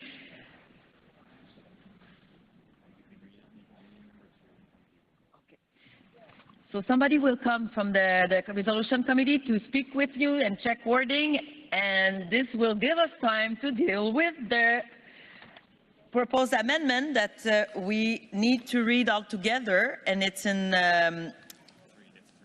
it's 3. So paragraph number 3, we will read it together, and I'm going to check after first with the chief that proposed that amendment to see if it does correspond to his intention, his language, his proposed language. So please be there at the microphone. Number 3, direct the Assembly of First Nations to provide political advocacy support to the Oneida Nation in demanding an independent Oneida-led inquiry into First Nations deaths while in police custody from the province of Ontario. Chief that proposed this amendment, are you okay with the wording? Chief? The chief that came, I'm sorry, I don't have your name at this moment, but chief that proposed an amendment related to the Oneida Nation. Are you there? Oh, you're there. Thank you so much, chief. So we will now check with the mover and the seconder. Do you agree with this proposed amendment as read at paragraph 3? Over to you, microphone number 2. All right, so no, I don't, and there's a reason why. Because we can't just isolate different provinces and territories when we're a nation dealing with the same issue. We're all dealing with it. It has to be written in a way that emphasizes Nova Scotia, Ontario, British Columbia, all over Turtle Island, but we need to have the same strong emphasis that each province and territory will get the not only the attention, but the inquiry that it deserves into each province and territory. Is there a way to write that legally? Because I'm not a lawyer. You are. I'm not in that capacity at the moment. And we don't want to lose the emphasis of why we're doing this. We don't want to lose it because it's powerful and it needs to stay powerful. And it needs to stay powerful to each territory and province because it impacts every one of us as Indigenous people. I understand that your intention is to focus on the main intention of the draft resolution, right, which is the province, yeah. And maybe you could accept an amendment, but it needs to be changed to reflect. Reflect what? Yes. We want to make sure that the strong emphasis is still there. Yeah. Okay. So thank you. We will let the resolution committee speak to you to propose you something. Maybe I don't understand, Seconder. Am I okay with what I just said, or do you have something you want to correct? I just want to make sure that I reflect what you said. Mover? Microphone number 2, please. Okay, there we go. Yeah, I just didn't want to lose the purpose of the motion itself. And representing the Assembly of Nova Scotia Chiefs was really seriously want to push this forward and really looking for the support, from AFN to work with us as we move on this commission. Not excluding that, yeah, we know that there has to be more of this, right across the country, and I'm sure that under the justice system or whatever that AFN has should be really working on this anyway. But having said that, I really don't want to exclude really where the motion is going, and from our chiefs or whatever has asked us to put this forward and looking for their support. I don't want to exclude everybody across the country, that's for darn sure, because there's a lot of work to be done. But having said that, I really would like to move this motion on behalf of the Assembly of Nova Scotia Chiefs. Thanks. Thank you, Chief. So, as mentioned, the discussion period is closed for a moment now, and we are waiting for the last proposed amendment, and we're waiting for language from the resolution committee. But I understand that resolution committee is working with the mover and the seconder to maybe come to an agreement on the proposed amendment at paragraph number 3. So on that, I'm going to come back and check with my colleague for the language on the proposed amendment that we're waiting for.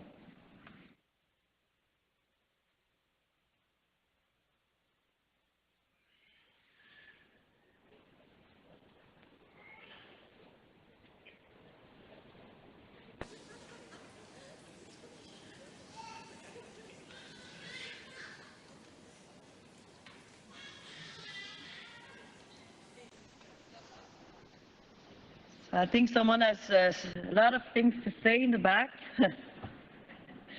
Maybe we could take a moment to make sure we understand. It's a friendly amendment. It's a baby amendment. It's a little one. I'm sorry, Chief. We closed the discussion period. The discussion period is closed at the moment on draft resolution number 10.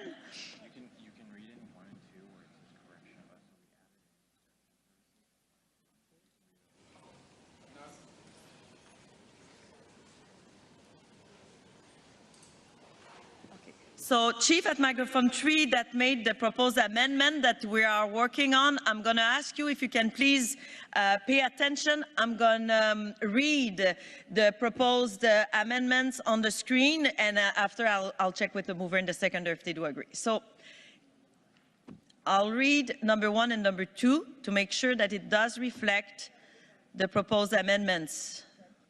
Some rework has been done on that. Number 1. Call upon the federal government to call a Royal Commission of Inquiry into First Nations deaths and serious injuries while in police and correctional services custody. Number 2, direct the AFN to provide political advocacy support to the Assembly of Nova Scotia Mi'kmaq chiefs in demanding an independent Mi'kmaq-led inquiry into Mi'kmaq deaths while in police and correctional services custody from the provinces, from the province of Nova Scotia. On that, Chief, that proposed the last amendment at microphone number 3, you were at microphone number 3. Do you agree with this language, Chief? Oh, so I was not looking at the right place. You do agree. Thank you very much. Looking at the mover and the seconder, do you agree with what I just read at paragraphs 1 and 2 of this proposed draft resolution number 10? Seconder, microphone number 2, please. So call on agencies such as, we just wrote that. We added right correctional services. This is the only addition. I'm okay with this, to be honest. Thank you, seconder. Mover, are you okay with this? I'm okay to move it as well. Thank you so much. Okay, so we are still waiting for wording.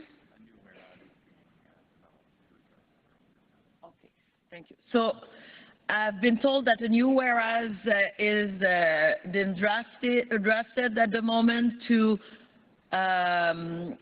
cover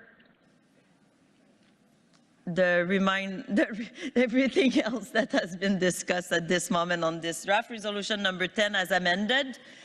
The discussion per... Yeah, okay. So microphone number 3, 3 minutes. I understand it's not an amendment or... Okay, so I'm going to go to microphone number 3 while we're working on the wording. Microphone number 3, please. Thank you, Madam Chair. I just speaking in support of this resolution.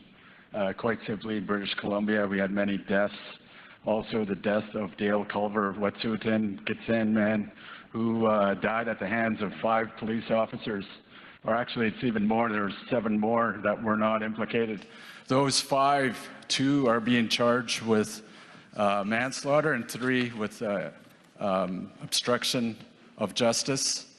There's also the case of a Tlaloquiet woman, wellness check, shot by New Brunswick police. You all know about Chantel Moore. And there is another case in Prince George, my cousin, Everett Patrick, who died in custody by the RCMP in Prince George. And there are many other cases. We looked at this. We went to court in Prince George. Cursory numbers. And this is very low, about 144 cases that we know across Canada. It's probably even more than that of deaths in custody going back 4 decades. But certainly there's another case, actually another case here that's going to get some attention. And the Chief has an update on that one. No amendments from... So very quickly here, thank you, Chiefs. I just want to point out that we're absolutely in favor of the resolution. I think every province faces this. From the urban centers, the cities, racist police forces, and I can say that. I'm Brian Harlaw, Prince Albert Grand Council, and with our delegation here, Prince Albert Grand Council, and our office is in the city of Prince Albert. And many of you have probably seen the news, what's been happening with the police service there in the city. And I just, we've been working hard. We try to work with the police force there, with a commission member in that force. And we've been working also, getting independent investigation units to investigate, so the police do not investigate themselves in these deaths. But I just want to point out today that to the chiefs here that the Prince Albert Police Service, the sergeant has been charged with an in-custody death. I just wanted to say that. It's in the news. You can see it in PA now. 30 seconds. But we face this, and we support the resolution. Let's work together in these things, chiefs. Kinanas na tinige. Mercy, Joe Benavia. Hey. Miigwech, Chief, thank you very much. Okay, so now let's turn our attention to the language over the addition in the whereas section. So we will read it together, and I've been told that it has been worked with the mover and seconder. So I'm going to read it first. I, Mi'kmaq of Nova Scotia, are leading the strong stance for advocacy to have an independent inquiry to investigate the deaths of individuals while in police custody or incarcerated. Sorry. So on that, I'm going to turn the floor over to the seconder. Microphone number 2, please. I used to get so mad at people that took their time at doing this, but here I am.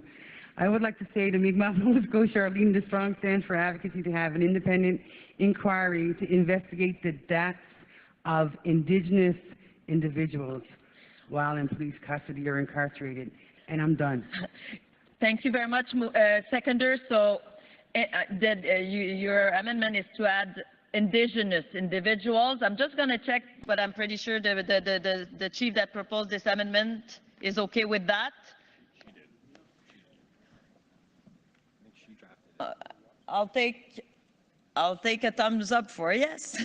And so thank you, seconder. Mover does agree also. So we have an amended draft resolution number 10. So there's another. Yes. Pardon? Okay. So in the whereas section, we have an additional clause. We just read it. And mover and seconder are okay with it. In the therefore be it resolved section, at number 1, there's an additional small word here, and I need to make sure the mover and the seconder is okay with that. So number 1, call upon the federal government to call a royal commission of inquiry into. Sorry, there's more change to be made. You all see it at the same time as I do, so that's good, but okay. So I'm gonna start again. Number 1, call upon the federal government to call a royal commission of inquiry into, and this is the addition, all First Nations deaths and serious injuries while in police and correctional services custody. Looking at the mover and the seconder, do you agree with that? Clause number 1, thank you very much. And we already read and discussed and approved at this moment clauses number 2 and 3. So on that, chiefs and proxies, we will call the question and we will put the matter into a vote. So first, can you please open the poll on the Zoom platform? Thank you very much. In the room, we are at the draft resolution number 10 as amended, and I'm asking you, chiefs and proxies, is there any opposition to this draft resolution number 10 as amended? Any opposition in the room? I'm looking at you, and I don't see any opposition. Okay, thank you. Any abstention in the room on this draft resolution number 10 as amended? I don't see any opposition. Thank you very much. I am now going to ask the technician to please close the poll on the Zoom platform. So draft resolution number 10 as amended is adopted by consensus. Congratulations.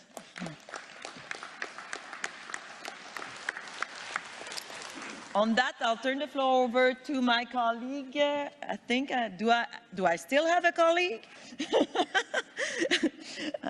I'm alone here.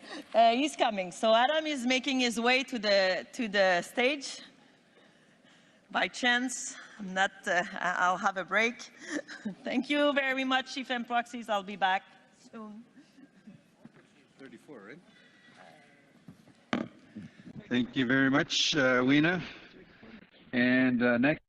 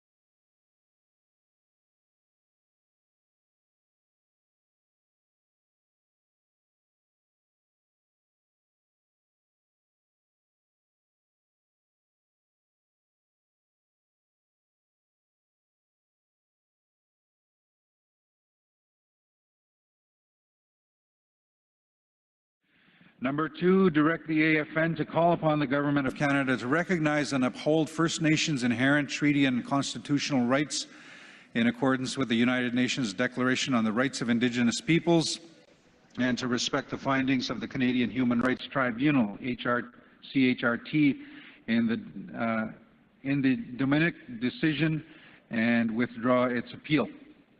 Number 3, direct the AFN to support the complaints and legal actions brought forward by First Nations and First Nations Chiefs of Police Associations with respect to PSC's discriminatory conduct, specifically with respect to the appeal of the CHRT Dominic decision and the Canadian Human Rights Commission, CHRC, complaint filed by Indigenous Police Chiefs of Canada, that's IPCO. Number 4, direct the AFN to call upon the Canada and the PSC to recommit to the co-development of First Nations policing legislation in a meaningful partnership based upon upholding the First Nations inherent treaty and constitutional rights in accordance with the United Nations Declaration on the Rights of Indigenous Peoples. Number 5, direct AFN to re-engage with PSC and co-develop policing legislation on the following conditions. A, the Minister of PSC agree to meet as soon as possible with the AFN Policing Task Force Committee. B, the Minister of PSC commit to appointing a representative who has experience engaging with First Nations and possesses an understanding of First Nations rights and policing to engage with AFN and act as an intermediary between the Minister of PSC and PSC officials.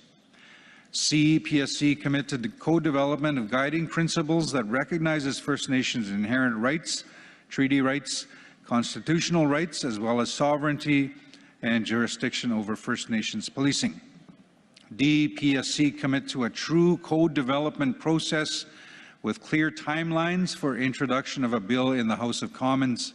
E, representatives from Indigenous Services Canada, ISC, Crown Indigenous and Northern Affairs, CERNA, and the Department of Justice, DOJ, fully participate in the co-development process to provide support to PSC and the AFN during discussions regarding the legislation.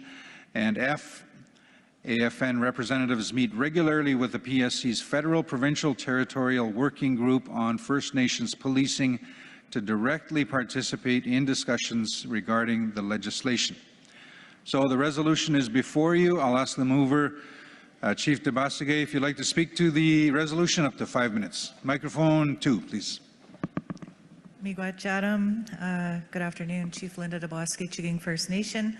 In the spirit of efficiency and timing, I think the resolution speaks for itself. Miigwech. Miigwech, Chief Debasige. The seconder, you have up to 3 minutes. Lance Heyman, Kebawek First Nation, like Chief Debasige, as I'll be brief. Just want to remind everybody the importance of this resolution and the fact that we need to get our stuff together to be able to work together and take back control of this process. As a Quebec, First Nation, we have the most self-administered agreements in this country. And we know that based on the work that we're doing, that there's a lot of collusion between the federal PSC and the regional entities, like in Quebec, it's the Ministère de Sécurité Publique. So we really just simply need to take back charge of this process and move forward, and we're hoping that the chiefs will support the resolution as drafted. Thank you. Thank you, Miigwech. Floor is open. Microphone 3, please. Up to 3 minutes. Okay. Oh, good afternoon. First, I want to thank the pipe holders and also the Mi'kmaq First Nation for allowing us in their territory. I just want to clarify something. I want clarification on something. It says, direct the AFN to call upon Canada and PSC to recommit to the co-development of First Nations policing legislation in a meaningful partnership based upon upholding First Nations inherent treaty and constitutional rights in accordance with the UN Declaration. To me, I want to know what kind of legislation are we looking at? Because it seems like as soon as you allow Canada to legislate, you're giving them that source of authority that they have over us. In our treaty, we retain the right to policing, to the whole justice system. And I don't want to give Canada any authority to give them that source of authority and delegate authority to us. Because that's not being sovereign, and it's against our inherent treaty. So I'd like a clarification on what kind of legislation you're looking at.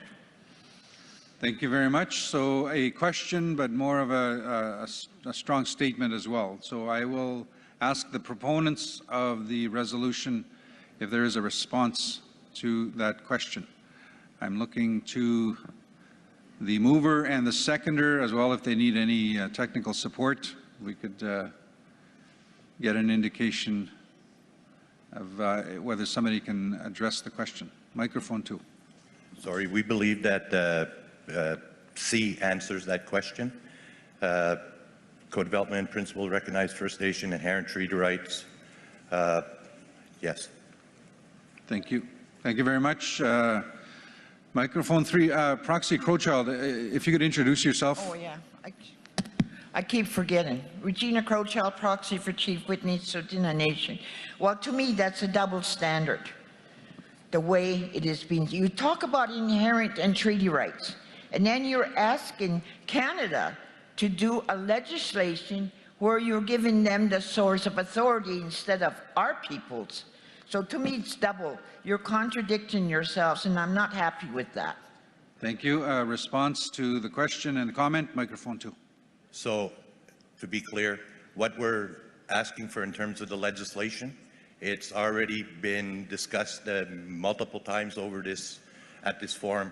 What we're looking for is the federal government to declare policing as an essential service, and so that recognition will give us the power we need so that our Indigenous police forces are recognized at the same level as any non-Indigenous police service, and are funding and is funded accordingly to the level that we need in our communities. So to work towards the legislation, it really is to make the federal government define and commit that policing is an essential service. It's key. Thank you very much. So that is a response. Again, for a final supplementary, and then I'll move on microphone 3. Thank you. Yeah, I see that being an essential service but we have jurisdiction over our justice system, which includes policing. All I'm saying is every time you give the authority to Canada to legislate, you're telling them you have that source of authority over our justice system. Now you're going to delegate authority to us, which is wrong. So if he just said Canada to legislate that they recognize and respect the fact that the justice system, including policing, is an essential service, and that is a jurisdiction of First Nations, and provide the necessary funds to do that. That would make some sense. I don't know how to word it, but in that sense. But anyway, I don't like this double talk. You talk about inherent rights, then you're giving Canada the authority to legislate over us, which is wrong. And that affects our sovereignty and our inherent rights. Thank you very much for those comments. Moving along, microphone 2. Chief, good afternoon, Chief Wilfred King, Gulby First Nation. I believe C answers the question or the concerns. I'd like to call a question on the motion. Thank you very much. As co-chairs, we'll take that under advisement. A question has been called. I am looking around the room. Nobody approaching the mic, nobody online as well. So with that, question is called. Any opposition to the resolution before you? Any opposition? I forgot I need to open the polls. Can we have Encore open the polls on Zoom?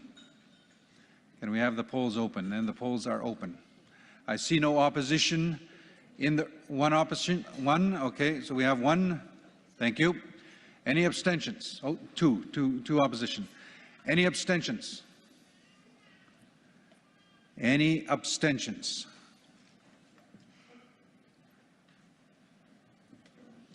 I see none in the room, so what I'm going to do at this point is I'm going to ask the polls to be closed online.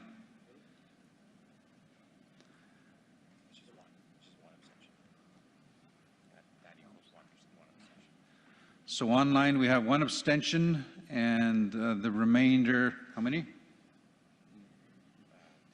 Okay. So we have one abstention. In the room we had 2 opposed. So with that, With that, resolution is carried. Thank you very much. We will move right along to the next resolution. If we can have the next resolution up on the screen, please. And I just want to confirm that I can find it here as well. 03? Draft resolution 3? Yes. Oh, no, sorry. Yes. ER3. ER3. Okay, so next we have emergency draft resolution number 3, 2023. And it's titled Support for Legal Challenge by 3 First Nations Police Services, Anishinaabe Police Service, Treaty 3 Police Service, and UCCM Anishinaabe Police Service. The resolution is moved by Chief Brian Perot, who I thought I saw earlier. Yes, is that microphone 1? Seconded by Chief Adam Pewis, who I thought I saw earlier as well, who was present. Yes, thank you. Mover and seconder are here. So we'll get into the resolution. It is up on the screen. Resolution reads, therefore be it resolved that the Chiefs in Assembly, 1, call upon the federal government in the spirit of reconciliation and its duty to deal honorably with First Nations peoples to respect the decision of June 30th, 2023 by not filing an appeal of the decision. Number 2, condemn Canada and PSC for their dishonorable conduct and repeated breaches of their commitments to reconciliation in failing to negotiate FNIPP funding agreements in good faith with First Nations as found by the court in the decision of June 30th, 2023. Number 3, call upon the federal governments to immediately flow funds to the 3 First Nations Police Services, APS, T3PS, UCCM Police, as required by the decision of June 30th, 2023. And 4, call upon the federal government in line with the Honour of the Crown, Canada's commitments to reconciliation and the decision of June 30th, 2023, to take immediate steps to create a plan for negotiating revised terms and conditions with all First Nations which receive funding under the FNIPP, ensuring that funding fulfills the guarantee of equitable policing set out in the 1996 policy. So with that, it's not required, but the mover may speak up to 5 minutes. Microphone 1, please. 5 minutes. Miigwech Chatham. Bonjour, Sagachwe, Indigo, Bijun Totem, Kuching Donji.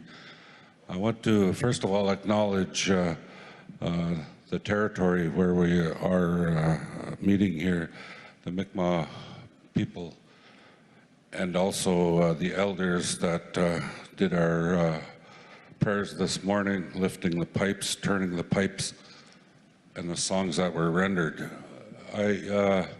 This resolution really speaks for itself, but I just want to say that the 3 police services that we're talking about have been without funding since March 31st, and we're struggling along. And Canada was, telling our police services, here's amount of money that we're going to give you, take it or leave it. And I'm so glad that these 3 police services and their boards and chiefs of those communities stuck together. And then we went to court and got this decision. And that's working together. So I'm glad for that.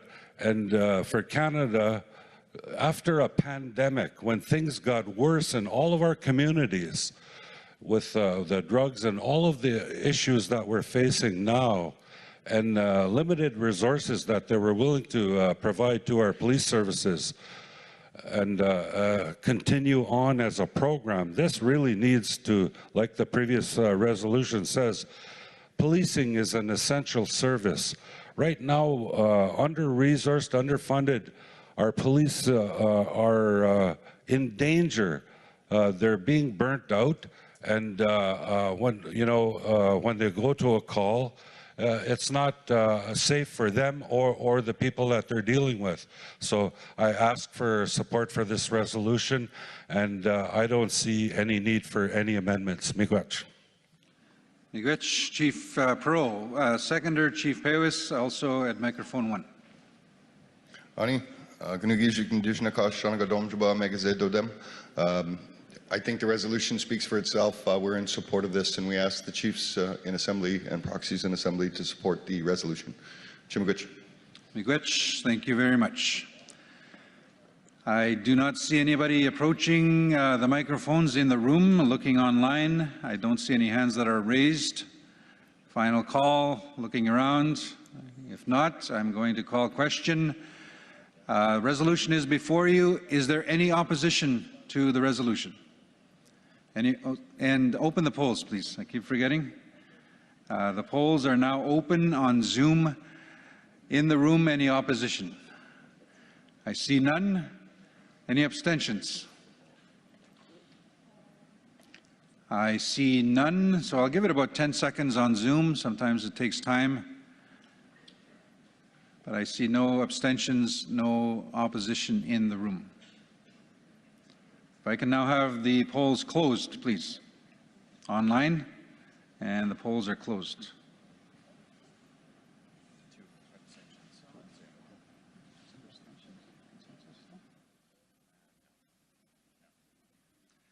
So we do have 2 abstentions and no opposition online. So with that, looking around the room, it is obvious resolution is carried. Thank you very much. Miigwech. We will move right along so we can continue with decisions. Next resolution is ER2. Emergency resolution number 2, it is up on the screen, and I just have to make sure I have it here. The mover of the resolution is titled Review of the Past 10 Years of Assembly of First Nations National Indian Brotherhood Audits. It is moved by Chairperson Kilsalem, who is present. Thank you. Seconded by Kukpi Casimir, who I know was present. She is present. Thank you. The mover and seconder are in the room. Up on the screen, we have the resolution.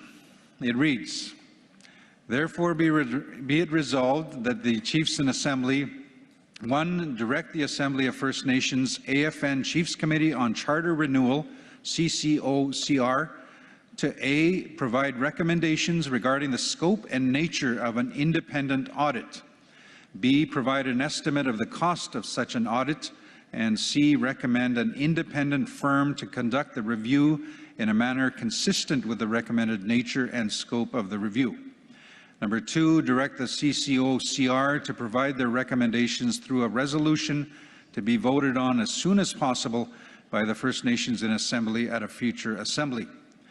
Number 3, direct the AFN to address the CCOCR's resolution at a future Assembly prior to moving on to any other business, including, if possible, prior to the election of a new National Chief. Number 4, subject to available funding and direction from the CCOCR, direct the AFN Chief Executive Officer, CEO, to retain the appointed firm to carry out the review of the past 10 years of finances, including findings of fact and other recommendations on whether or not evidence supports the need for a further investigation, example of forensic audit, and provide a report as soon as possible. Number 5, direct the AFN Chief Executive Officer to provide copies of audited financial statements from the past 10 years to the First Nations in Assembly for their information and review, as well as a copy of the current AFN finance policy that guides the administration of finances at the AFN. Number 6, direct the Executive Committee, including any interim or incoming National Chief, to recuse themselves from any direct involvement in the financial review and investigation conducted by any independent auditor firm to ensure the complete independence of this work. I believe that is the final page. It is. And the mover is present. Chair Kilsalem, microphone 2. Go ahead. Up to 5 minutes. Thank you. Good afternoon, Chiefs, leadership, delegates, those that are watching online, friends and relatives, as well as our elders and our youth. I'm very proud to bring this emergency resolution forward Just as a bit of background, there were 2 emergency resolutions that were submitted on the same topic, and I want to acknowledge Kukbi Kazmir, who had submitted the other emergency resolution. And I want to thank the Resolutions Committee and the staff at the AFN Secretariat, who provided excellent support for us to combine our 2 resolutions and to collaborate on that. So the resolution you see before you is the collaboration of those 2 resolutions that I worked on with Kukbi and the staff who provided the excellent advice to the specific wording of this resolution. I also want to acknowledge our national chief and our regional chiefs. As this is an emergency resolution that was submitted yesterday on time for emergency resolutions, it was also supported by the executive committee to come to the floor. So I want to hold my hands up as well to the regional chiefs and the national chief for their support. But also I want to acknowledge the Chiefs Committee on Charter Renewal and my colleagues who are here, and some of them are in the Assembly. This resolution is a continuation of the mandate that Chiefs established last July under Resolution 3, 2022. The Executive Committee has carried out their obligations of that resolution, but there were also specific mandates for the Chiefs Committee on Charter Renewal with regard to the concerns around financial matters within the AFN. Our committee has tried to carry out the mandate of that resolution over the past year. There have been some challenges in terms of that work, but essentially the resolution last year asked for our committee to develop a scope of work and to bring back recommendations to the chiefs to be able to action the next step of this work if you are in support of that scope of work. Chiefs Committee on Charter Renewal has met a number of times over the last year to discuss that resolution and how we could carry out that mandate.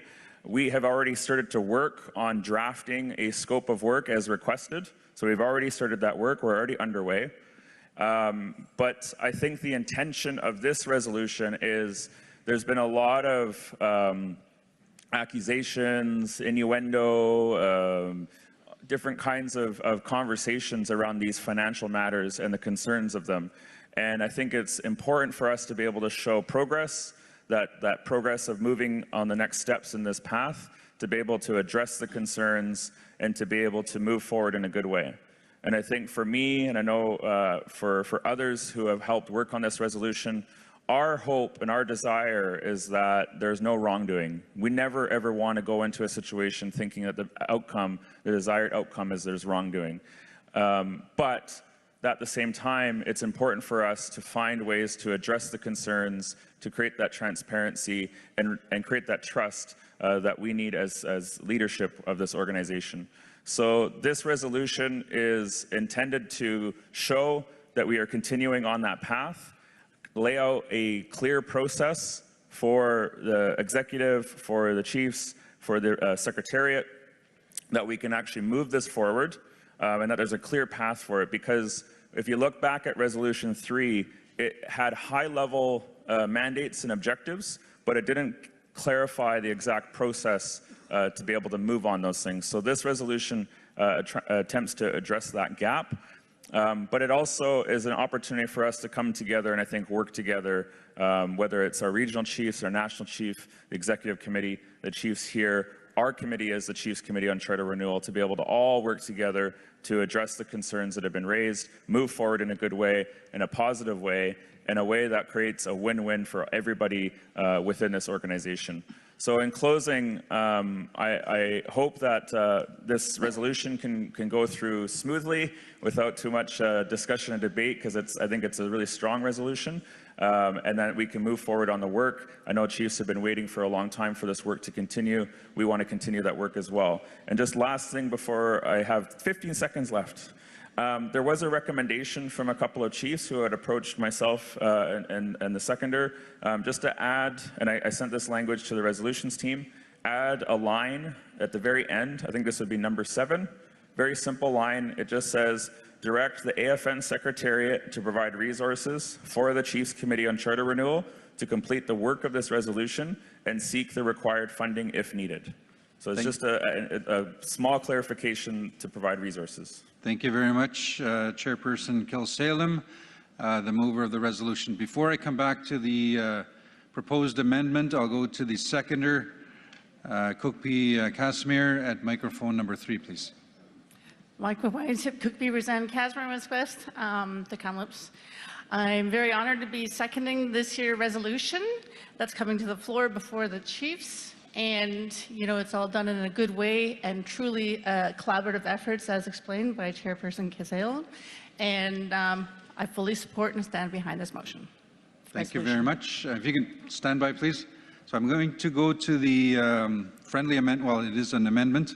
If I can have it up on the screen, please. There we go. Number 7 reads, direct the AFN Secretariat to provide resources for the Chiefs Committee on Charter Renewal to complete the work of this resolution and seek the required funding if needed. So mover obviously is your amendment. Seconder, you're okay with it? Thank you. So with that, the floor is open, and I'll start with microphone 2.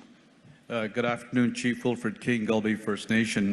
You know, when you call a forensic audit, you're basically suspect wrongdoing. So let's keep that in mind, folks. I know that we're not doing this as a academic exercise here. You know, many of our First Nations have been accused of wrongdoing. If you're a chief, you've been accused and for stealing money from the band and so forth. And we see that all the time. You know, chiefs are accused of wrongdoing and so forth.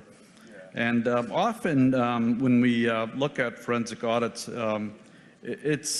people think it's, well, it could be easy to steal money, I guess. And usually how that happens is you have your bookkeeper or your financial controller that's in cahoots with the signing authorities. And often the signing authorities would sign these checks that were basically produced by the bookkeeper or the financial controller, or unless the signatures were fraudulently obtained. In addition to that, you know, I know that at times I get a call from my bank saying, Chief King, there's a huge check that was written on your First Nation. Did you sign this check? I said, yes, I did. And they mentioned who's to and so forth. As well, auditors have a legal obligation to report fraud. So they just can't turn a blind eye to any kind of fraudulent activity. Otherwise, they could lose their license.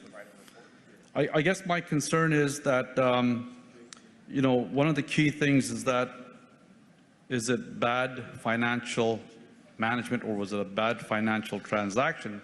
Doesn't necessarily mean there was the criminal intent to commit a crime. But again, I'll speak in favor of the resolution, but I just hope that we put this to rest once and for all. Miigwech. Thank you, Miigwech. Looking at the microphones online as well, I do see one hand that is raised online. If I can have, please, Chief Lynn Akus unmuted, and if you can turn your microphone, or sorry, your camera on, please, online.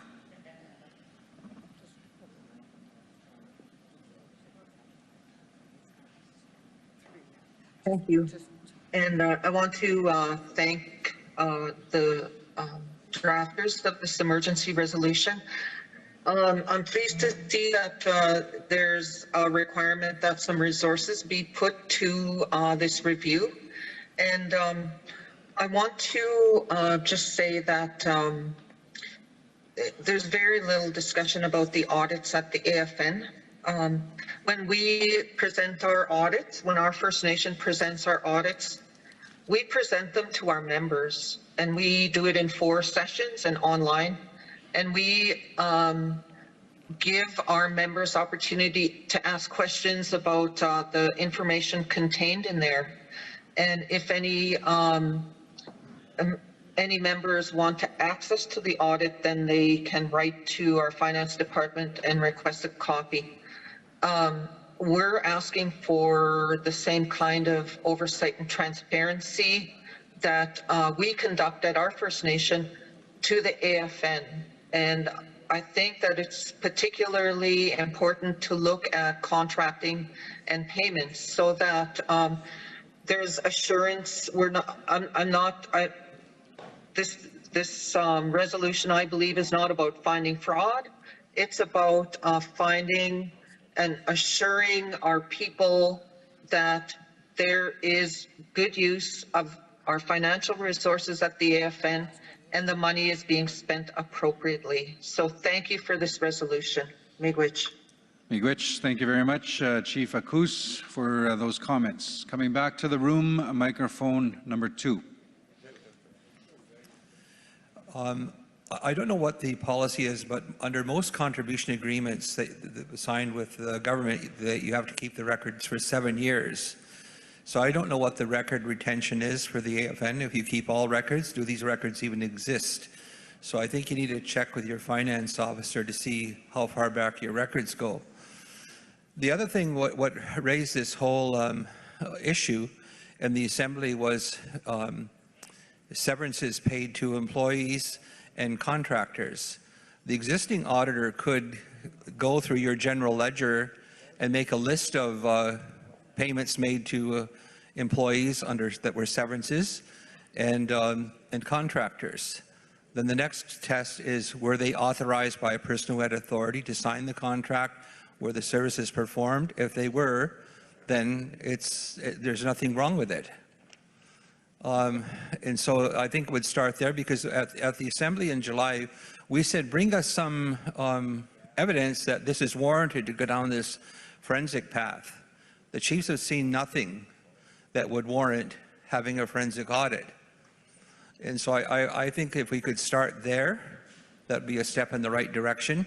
It's just to make a list of the contractors, let the executive review it, because obviously they're the corporate directors. They're entitled to see that, because some of the severance payments may be subject to a confidentiality agreement with the employee, and that information may not be shared beyond the corporate table with the chiefs.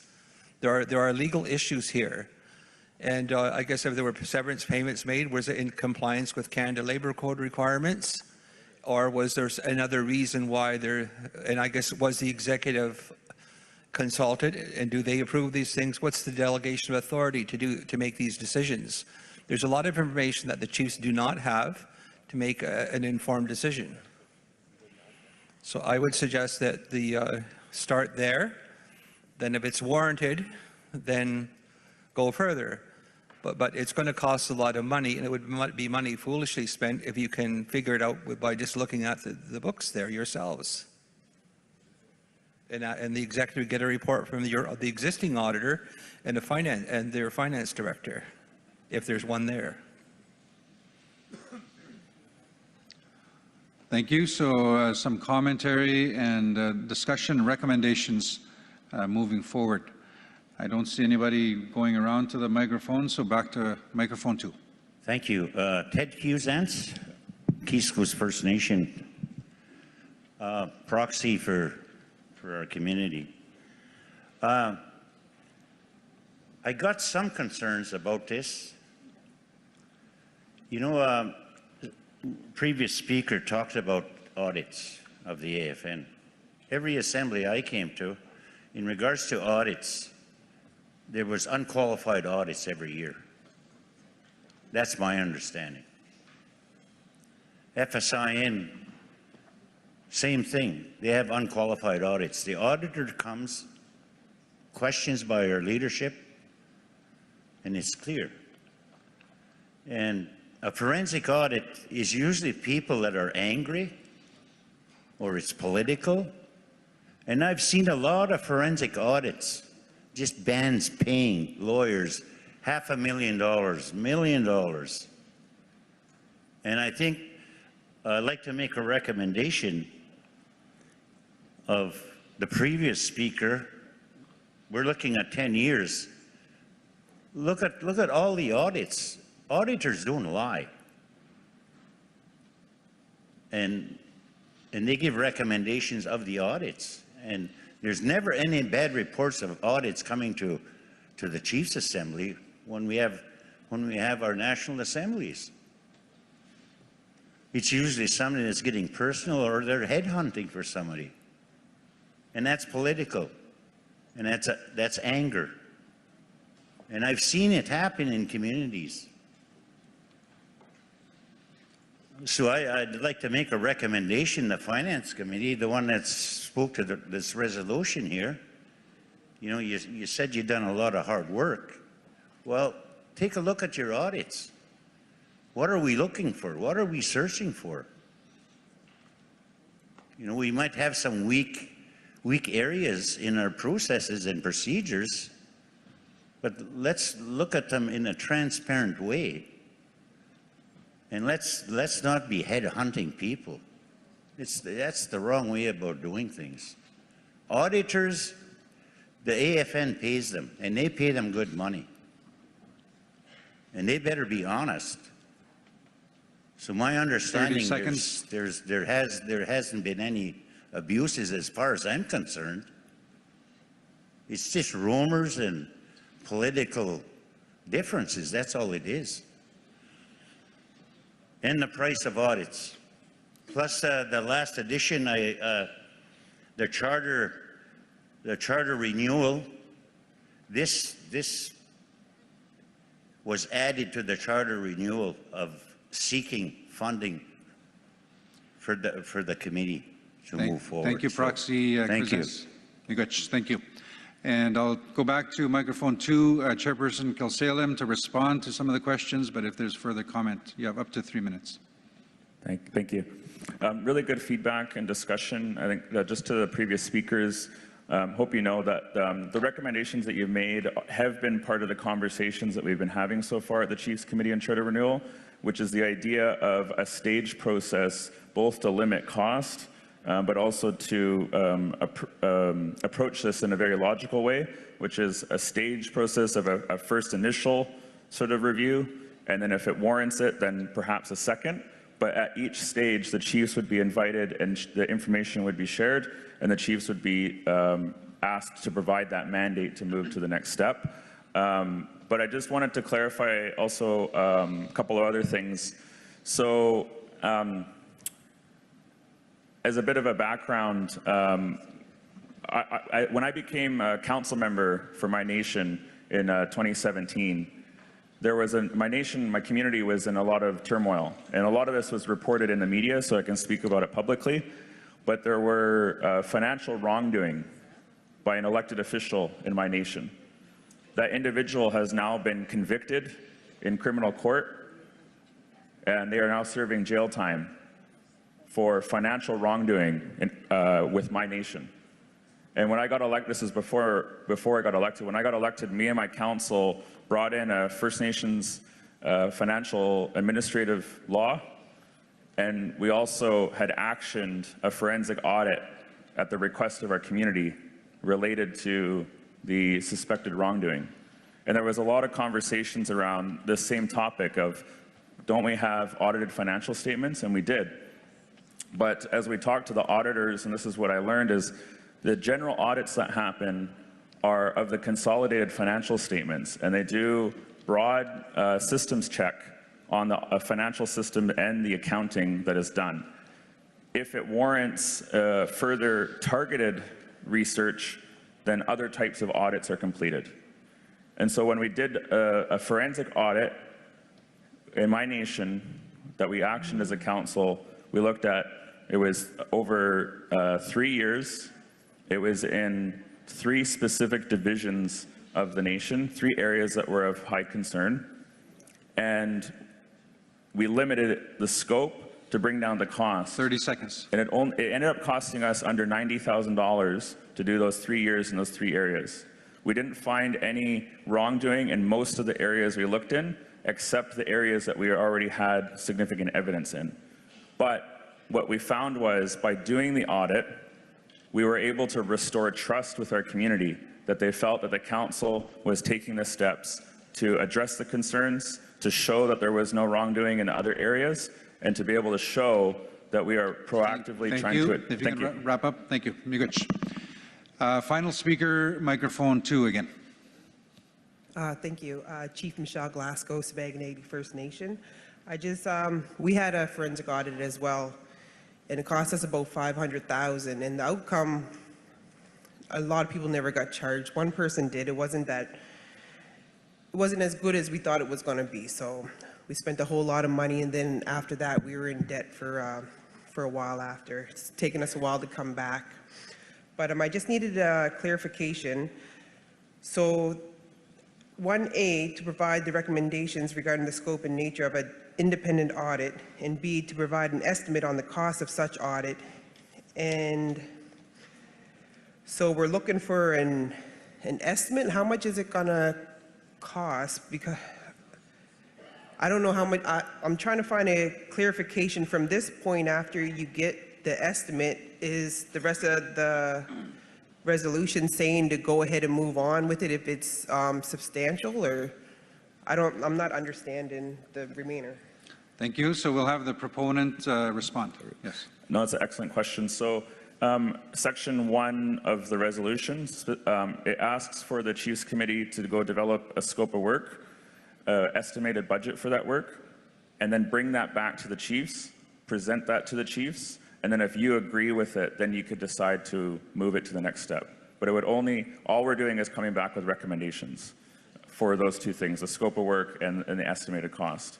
So it's not that it wouldn't move forward until the Chiefs give a mandate for it to move forward to that next stage. Does that make sense? It's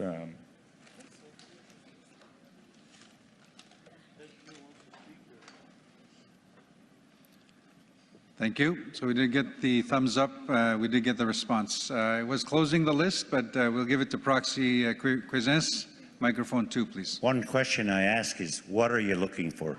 Number one. The charter are the people that have to deal with this. Whoever's the chair of the charter, we passed a resolution yesterday in regards to the charter, and this should follow under it. And if there's personalities in this room in regards to going after people, you're in the wrong business. Thank you. Thank you very much, Miigwech. So with that, questions being called. Final speaker at the microphone 2. I think a question was asked by one of the chiefs about the 10 years. We didn't get an answer, and I'm not sure if there's an auditor in the room, but if they only keep the records for 7 years, what's going to happen to the other 3 years? Just a point of clarification. So there was that question. The question was, are you able to go back 10 years when the requirement in a lot of cases is that all records must be kept 7 years? I am not in a position to respond. The one thing that I can say is that we've been told that AFN has now posted the audits of the last 10 years. So that is now posted online. I don't know exactly where. I can only assume the AFN website. Now that is the audited financial statements. Now the question though is, what about the records? So I can't speak to that. It's not my place to speak to that, and so the team would need to look into that. So I don't know if anybody is able to respond at this point. Has AFN kept the actual records, in-depth records, over the last 10 years? So that would go to the AFN to follow up and look into that, and then provide that information as the process unfolds.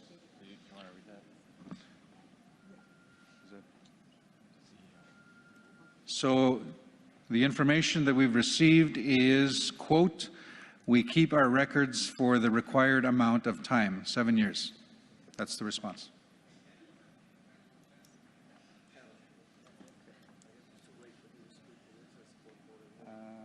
Yeah, we're closing.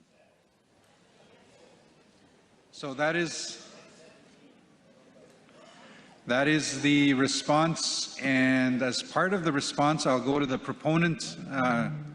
So I'm getting, sorry, I'll call for some order. I'm getting different directions, but whoever's at the microphone will be recognized. The proponent, the microphone 2. Thank you. I appreciate that question and response. I think for now, I think in this resolution we could keep the 10 because we are being asked to come back with the scope of work, and then I think we could identify the differences on what's available in terms of timeline. It might not be, for example, it might not be specific transactions or the record keeping on that, but it could look at policies or procedures from that time period, which we probably would have for going back 10 years. So I think we keep it for now because all we're doing is coming back with recommendations for that period. Thank you. So to paraphrase and help move things along, I think what I'm hearing is whatever records are available within the last 10 years. If they're not available, obviously they're not available. Finally, microphone 2. So it would be a limited number of people that would be involved that work for the AFN, and it would be mostly your finance director and accounting staff. They prepare the audited statements that the auditor examines, because the auditor doesn't prepare the statements then audit their own work. So the staff at the AFN prepare the financial statements that the auditor looks at. They do spot checks to see if the transactions are recorded accurately, that the payments were authorized, and that basically it reconciles with the bank accounts. Then they issue an unqualified opinion. And so I have some concern about calling into the integrity of these people into question. You know, what liability does that attract? You know, and I guess what does the executive have to approve, and what authority is delegated to staff? Is there been a proper delegation of authority? So the staff know what they can sign for and what they can't, and what the executive has to approve. So you might want to look at maybe your internal financial directives and policies to see, to make sure all that's written down somewhere so people know what their job is. And in calling into question the integrity of a national accounting firm might attract liability for the AFN. You know, they're licensed to audit these things. And so it's really about the authorization of payments. It's probably recorded properly, so was it authorized properly? That's what I would say you need to look at. Thank you very much. So some recommendations on questions to be looked into as the process unfolds. With that, question is called. Is there any opposition to the resolution before you? Any opposition? If I can have the polls online opened, please. And the polls are opened on Zoom. You have the 3 options: response of yes, no, or abstain. In the room, final call, any opposition? I see 1, 2, 3. Okay, there's more over here, so I'm going to have the staff please assist in doing a proper count. Again, in opposition, just so that the staff can hear and acknowledge, if you can raise your lanyard, please. Resolution is before you. Any in opposition?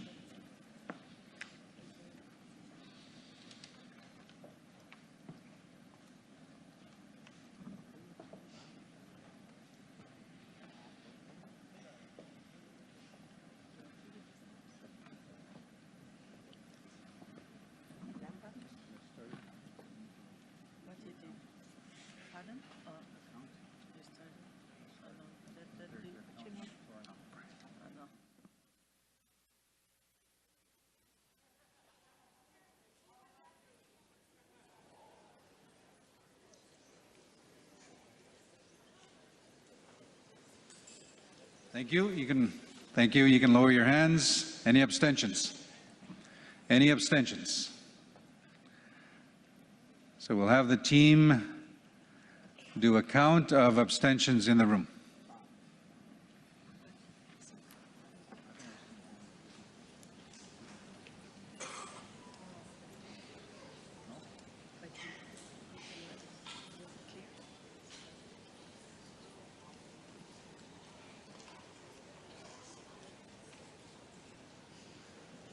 Thank you. You can lower your arms, your lanyards. And at this point, I will ask for the polls to be closed on Zoom. Close the polls, please. If I can just get the number.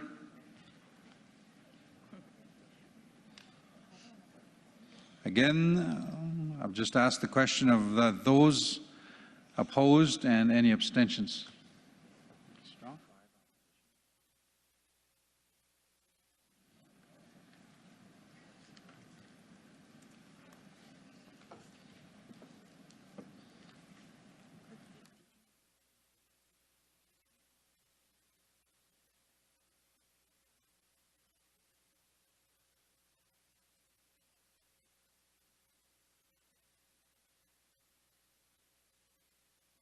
Thank you. So we're just getting that number, and it will depend on what the number is, how close we are.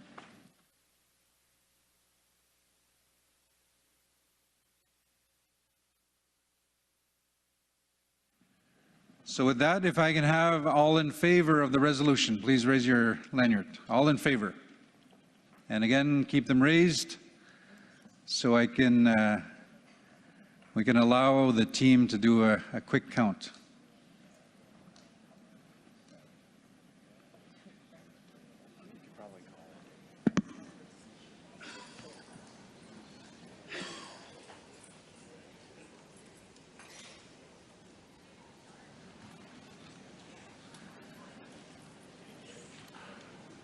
At this point, it would be obvious to call it. It is obvious. But I just wanted to get a number if somebody is interested in the number. Again, when we go through this process, normally we are looking for a consensus. If we don't have consensus, if there is a minimal opposition or minimal abstentions, and it is obvious the resolution is carried, we do not do a formal count. In some cases, there is a request for the actual number. So somebody's asking for the number, so if you can keep your lanyards raised.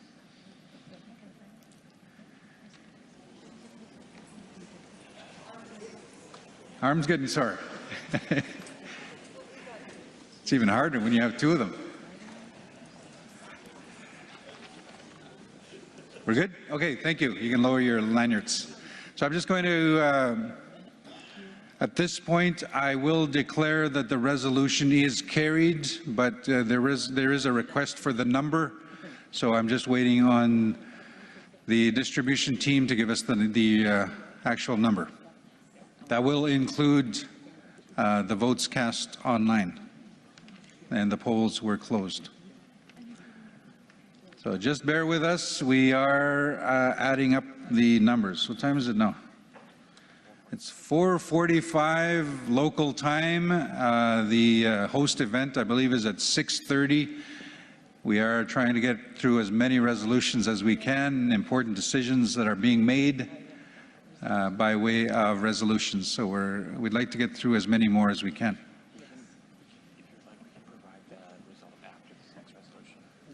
So the suggestion, good suggestion, we will provide the number as soon as we have them, but with that, we will get to the next resolution. So I'm going to turn it over to both my colleagues, Haley and Weena. Thank you, Adam. Thank you. Where's my Pepsi? Hold on. And then to steal. Okay. Chiefs and proxies. Draft revised resolution number 33, titled Protect First Nations Rights and Interests from Unfounded Métis Rights Assertions.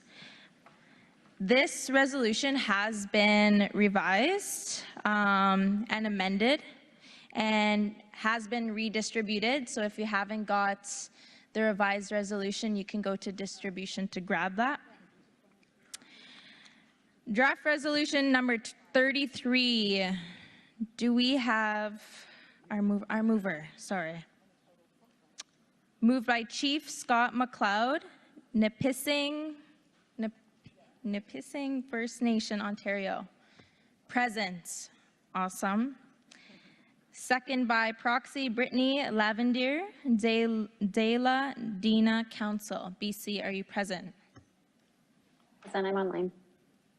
Online. Perfect. Thank you. At this time, I will read the therefore be it resolved.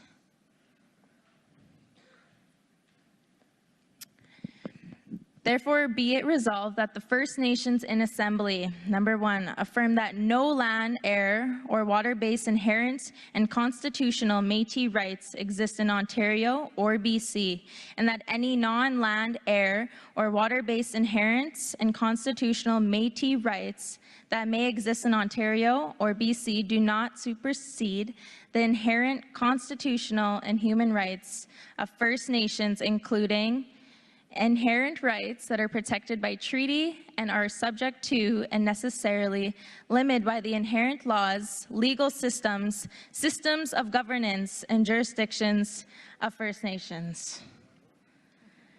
Great.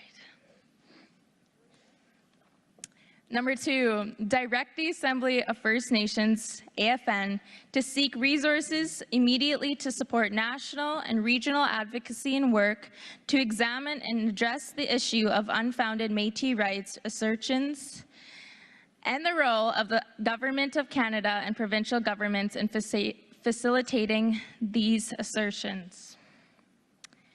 Number 3, seek resources for the AFN to coordinate with each interested region as soon as possible, a national campaign, including a social media / communications, legal and political strategy to advance national advocacy opposing unfounded Métis rights assertions and the role of the Government of Canada and provincial governments in facilitating these assertions.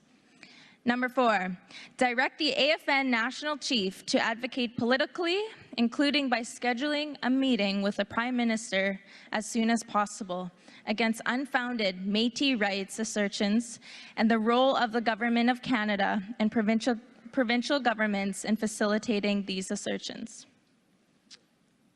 Number 5, direct the interim AFN National Chief to demand that the Government of Canada cease and desist in and any of all negotiations in the Métis Nation of Ontario, including proceeding further in the legislative process with the implementation legislation for the MNO-Canada Métis Government Recognition and Self-Government Agreement MNO implementation legislation until such time as First Nations in Ontario are meaningfully consulted and give their free, prior, and informed consent to any overlapping arrangements in their territories. Just joking. That's why I got the Pepsi. Number 6, direct the AFN to support coordination efforts of a demonstration at Parliament Hill when the House of Commons returns in September 2023 against the MNO implementation legislation. I feel like that needs a round of applause. Just kidding. I will now turn the mic over to my colleague, Weena. Thank you. Thank you very much, Haley. Yes, a good round of applause. Won't do bad.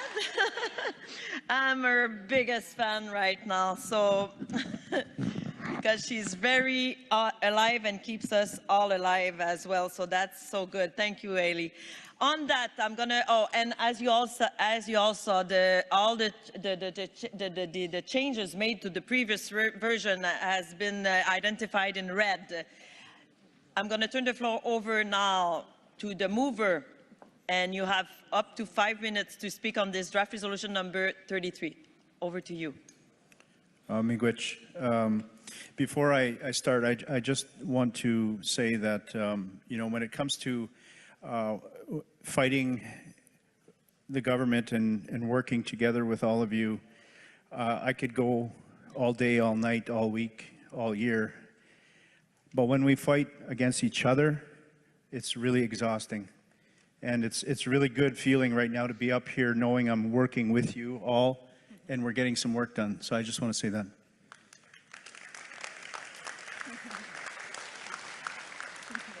So this resolution has kind of taken a bit of work by my colleagues in Ontario and also in cooperation with the BC First Nations to put together something, because when you go from region to region with this stuff, there's different kinds of conflicts and different politics involved. So we tried to walk through that very carefully, and we reached out to as many caucuses as we could, so that we don't spend so much time here on the floor making amendments, trying to get it right.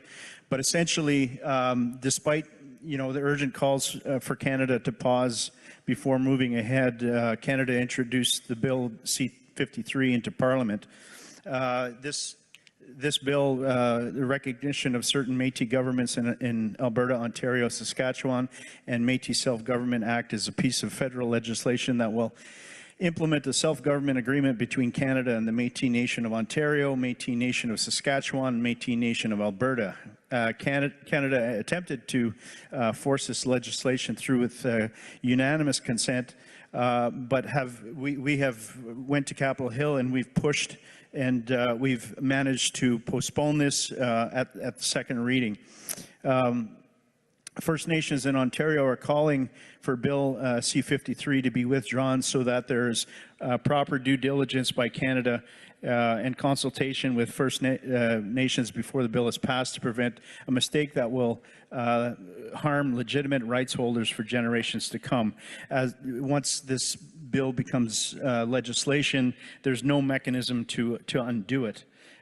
So it's really a form of modern colonization. It's not a step forward in reconciliation for First Nations or legitimate Métis rights holders.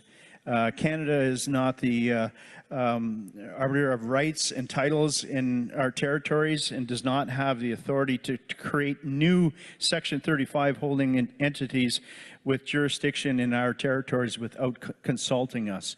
Essentially, these groups are using our ancestors to legitimize claims of Métis heritage when there is a total lack of connection of culture, nationhood, language, all the things that make up a distinct a nation of Métis people are absent from the criteria that they use to qualify them as Métis people.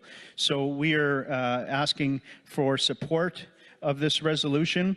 Although it's only concerning 3 provinces at this point, this type of legislation is a gateway and a slippery slope for every province and every territory in this country. And it's just another attempt to water down Indigenous rights in this country. And we are not against legitimate Métis rights and claims, and we acknowledge their existence in this country. But this legislation opens the door for people that may not be qualified under that type of criteria. So I would say miigwech, and I'll pass the microphone to the seconder. Miigwech to the mover, Chief McLeod, and I'll turn the floor over to the seconder on the Zoom platform. Over to you. Thanks, Brittany Lavender, proxy for Harlan Schilling, the Lieutenant Council in British Columbia.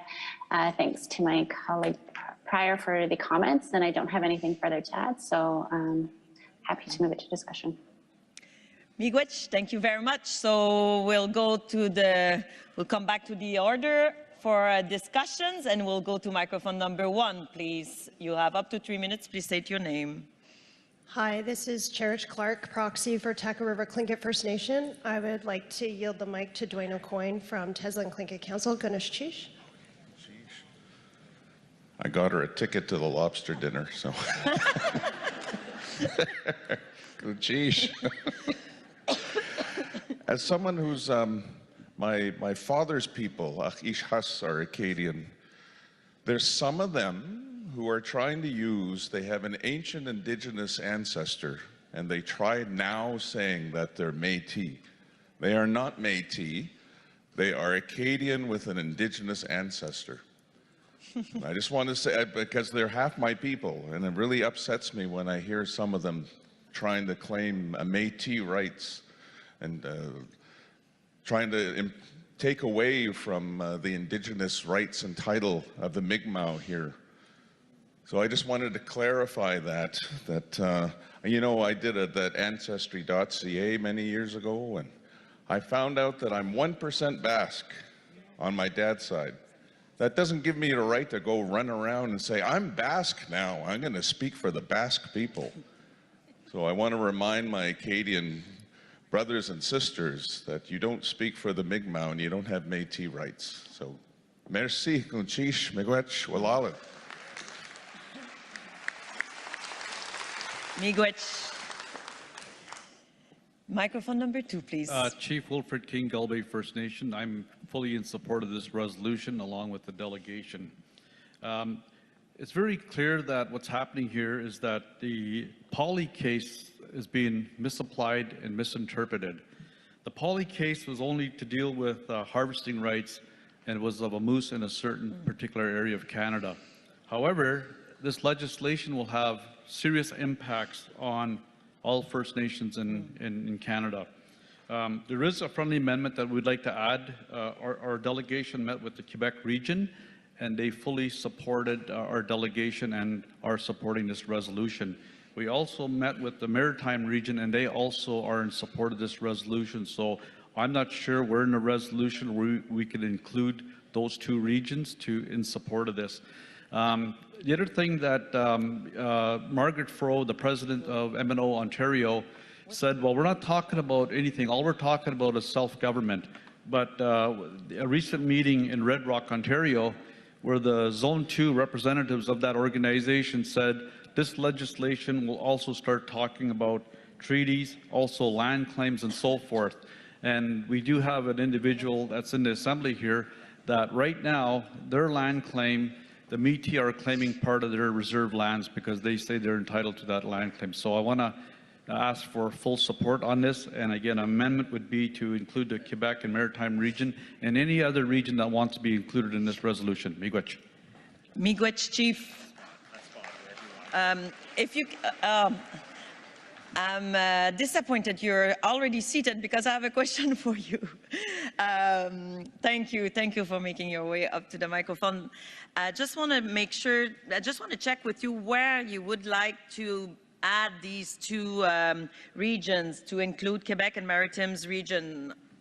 A place you would like to see that? Microphone number 2. Hello. Initially, this was supposed to be an Ontario and BC sponsored resolution, but after consulting with Quebec region and the Maritime region, they also fully support this. So we want to make sure that it's universally applied across Canada. There might be other regions of Canada that might want to be included. It's just a friendly amendment to include the Quebec and Maritime region. Where in the resolution, I don't know. Okay. Miigwech. I'm going to check with the resolution committee, and they're there with you at the moment. We will continue and come back for language. Microphone number 3, please. Over to you. Chief, Cold Lake First Nations in Alberta, Kelsey Jacko. I'm in support of it, but you should add all of Canada. You know, in Alberta, they did a constitution, and they're claiming all the land in Alberta, which I have a problem with. And they're not treaty.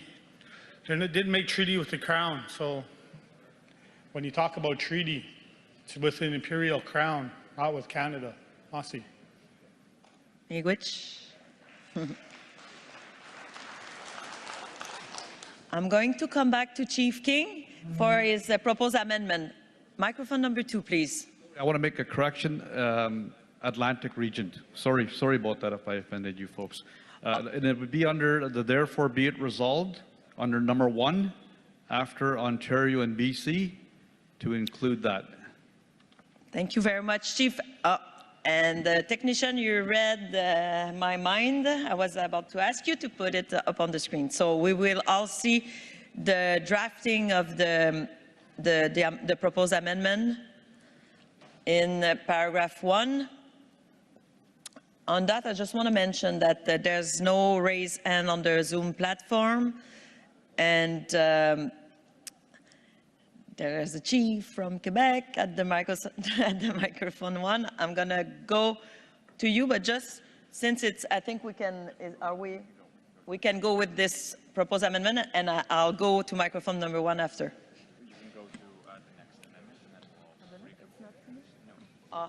I'm sorry, so we're not ready to deal with this first amendment, so we'll come back.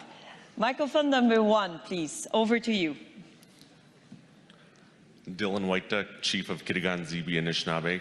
I just want to reaffirm the statement by Chief Gull and the Chief McLeod that they had a very interesting proposal to rectify and fix this challenge, this Métis Nation of Ontario. It's starting to spill over to other provinces now. It's starting to spill into Quebec. There's only 2 things I like about the province of Quebec here, okay? They don't recognize Métis, and we have the cheapest electricity rates. And that's one thing that we want to move forward with this and see this happen, is to mitigate all this Métis stuff that's still starting to spill over, especially with this Métis Nation of Ontario thing. So we do support this. We had a brief caucus with them, and it was a very interesting and healthy dialogue. So miigwech, and thank you for your time. Miigwech, Chief Whiteduck. Okay, so we'll come back on the first proposed amendment. We have the language in the Google Docs. So we're going to read it together. Number 1, affirm that no land, air, or water-based inherent and constitutional Métis rights exist in Ontario, BC, British Columbia, Quebec, or the Atlantic region, and that any non-land, air, or water-based inherent and constitutional Métis rights that may exist in Ontario, British Columbia, Quebec, or the Atlantic region do not supersede the inherent, etc. Chief King, is this capture the proposed amendment? I also believe that Alberta wants to be included as well. Okay, so we'll add Alberta to this. Okay, yes, I heard. So I think no one wants to be excluded. We'll come back with language. We'll come back on that. So now we'll continue to for further discussions, and I'll go to microphone number 2, please. Over to you.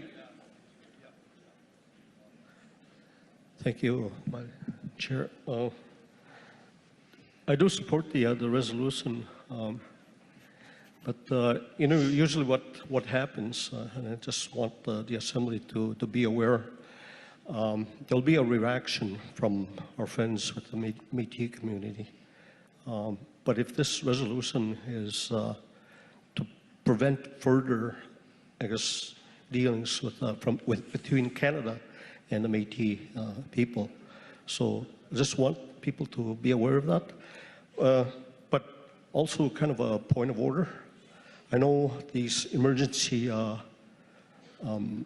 resolutions have been entertained prior to the, you know, yesterday, I'll go back to the motion that was entertained at the beginning of the Assembly. You passed a motion, you know, and there's an agenda here. Now, I know what's going to happen here.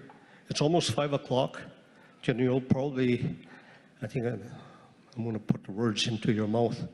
You'll table all resolutions till tomorrow. That's what's going to happen.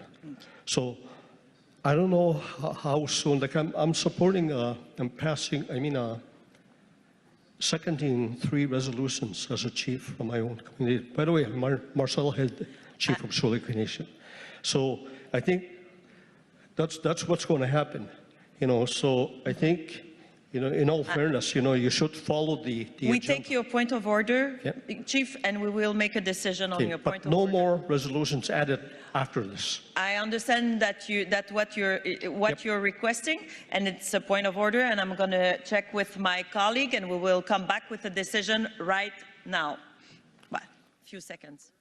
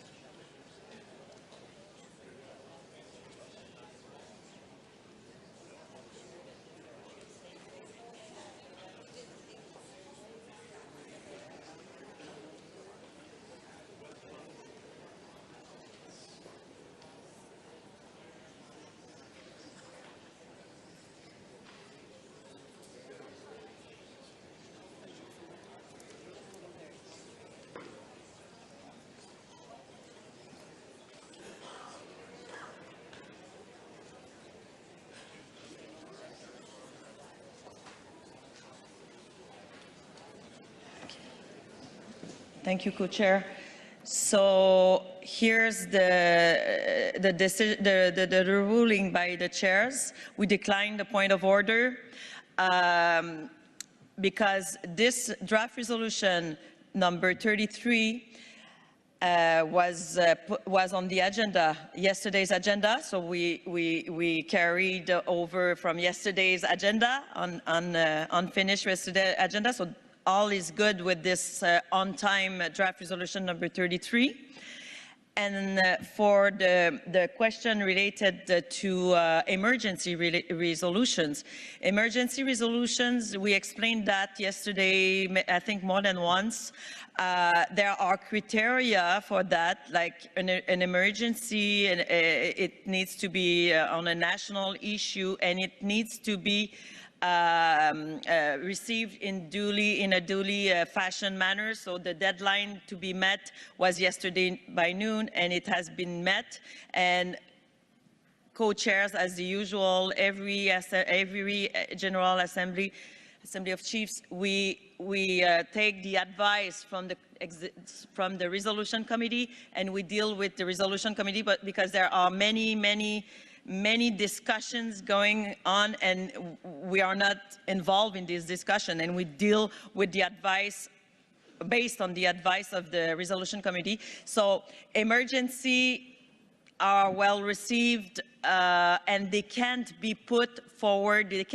We can't deal with an emergency resolution on the third day.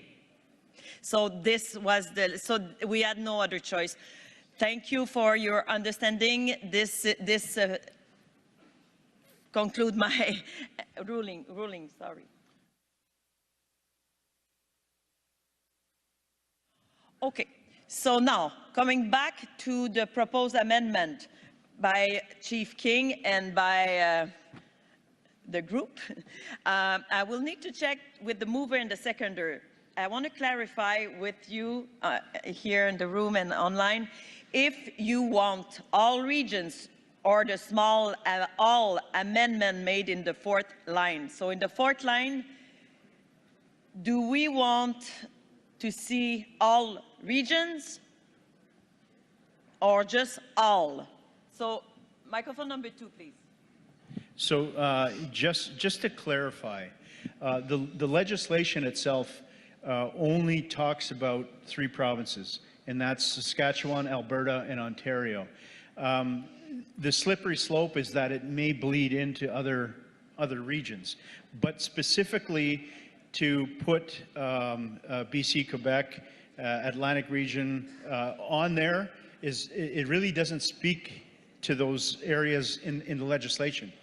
So really what we're asking for is that we keep it to the provinces that are named in the legislation itself, and then that way we're not including regions that are not in the legislation, and we can then, if need be, create more of these resolutions that would address any other ones that would come up.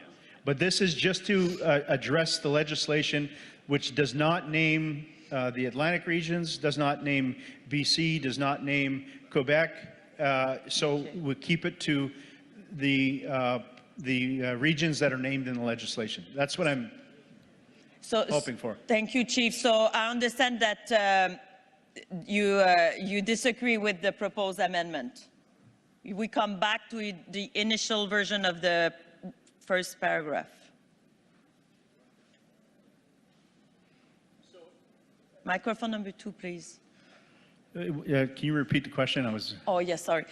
I just want to make sure that I did capture your intention. So you disagree with the proposed amendment, and we come back to the initial paragraph 1, the initial version of paragraph 1. Yeah, so just to be clear, I am not unappreciative of all the support and everybody that wants to be specifically named on the resolution. However, the legislation only speaks to 3 provinces, so I just want to keep it clean and talk specifically about the regions that are affected.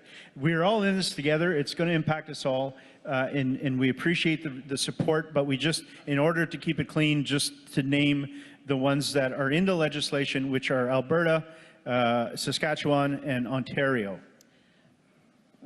Maybe we could make it clear in this first paragraph that If there's wording where we're getting support from these other regions, that is fine. Okay, so they will work with you. The resolution committee will come to see you, and they will work with you on that. Coming back to Chief King, just coming back, but we'll continue then. You're going to talk about this proposed amendment. Microphone number 2. The legislation, Chief King Gulby First Nation, the legislation only pertains to Ontario, Saskatchewan, and Alberta. However, we would like the support of all the regions, and perhaps a resolution can be amended to say the rest of the Assembly supports, this resolution, and that we can include them in terms of their protection of their territories as well. Does that sound okay? I'm not there to make a decision. But what I can propose, I would invite you to speak with the resolution committee and the move and the seconder to agree on something, and we'll come back to you after, so we can move on to the next speaker. So I'll come. Yes, microphone number 2. Put it in the whereas clauses then. Okay, so we'll come back. Yeah, okay. We'll come back. Same answer. I'll come back with you once you have the wording. Okay. Thank you very much. Microphone number 3, please. Hugh Breaker, proxy for Chief Gillette from Cayucot, Cheapsett. British Columbia is named in the first, therefore be it resolved. So I'm assuming that they're part of this this motion. In British Columbia, we have 3 problems not covered by the motion that I can see. Firstly, the Government of Canada gave the Métis a very large grant to look at assessment in the offshore and impacts in the offshore. And they have no offshore rights. They never arrived until after the Europeans arrived. So I don't know why they're getting the grant. It should go to the First Nations, who are the title and rights holders to the seabed and the resources in the sea. So I would ask that number 5 be amended with an additional sentence that the interim national chief demand that Canada and all the provincial governments cease all grants to the Métis in respect of resources or rights of the First Nations. And there's 2 more. Do you want to deal with the one first, or should I mention the other 2? We will deal with the first one. So you said it's an addition at paragraph 5 to add after demand that the Government of Canada and all provinces and territories. Sure, throw in the territories. Why not? It doesn't cost much more. So, okay, resolution committee is putting the wording on the screen, and so are you okay with that first addition? Does it capture your proposed amendment? This was for grants, not, I don't think it's covered up there. I was going to add a sentence that says the interim national chief demand that Canada and all the provinces and territories cease providing grants to the Métis in respect of First Nation rights and title matters. Okay, Chief, what I would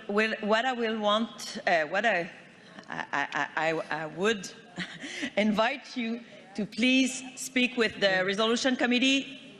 We'll deal with that after. Maybe give all your amendment, proposed amendment, and we'll come back and we'll deal with that more quickly, I think. Thank you very much. Do you want me to deal with all 3 amendments? Is it all 3 in the same? No, they're all different. No. Okay, so no, I'm going to invite you to speak on the second one in your time limit. The second one is that the Métis are going to the funding agencies such as school boards and demanding money for their children. I got no problem with that, but only after the First Nations have received sufficient funding. They're immigrants to British Columbia, so I don't know why they're getting preferential treatment over the First Nations. My First Nation has, and other First Nations in BC have demands for education dollars as well. If you can please specify where this proposed amendment would go.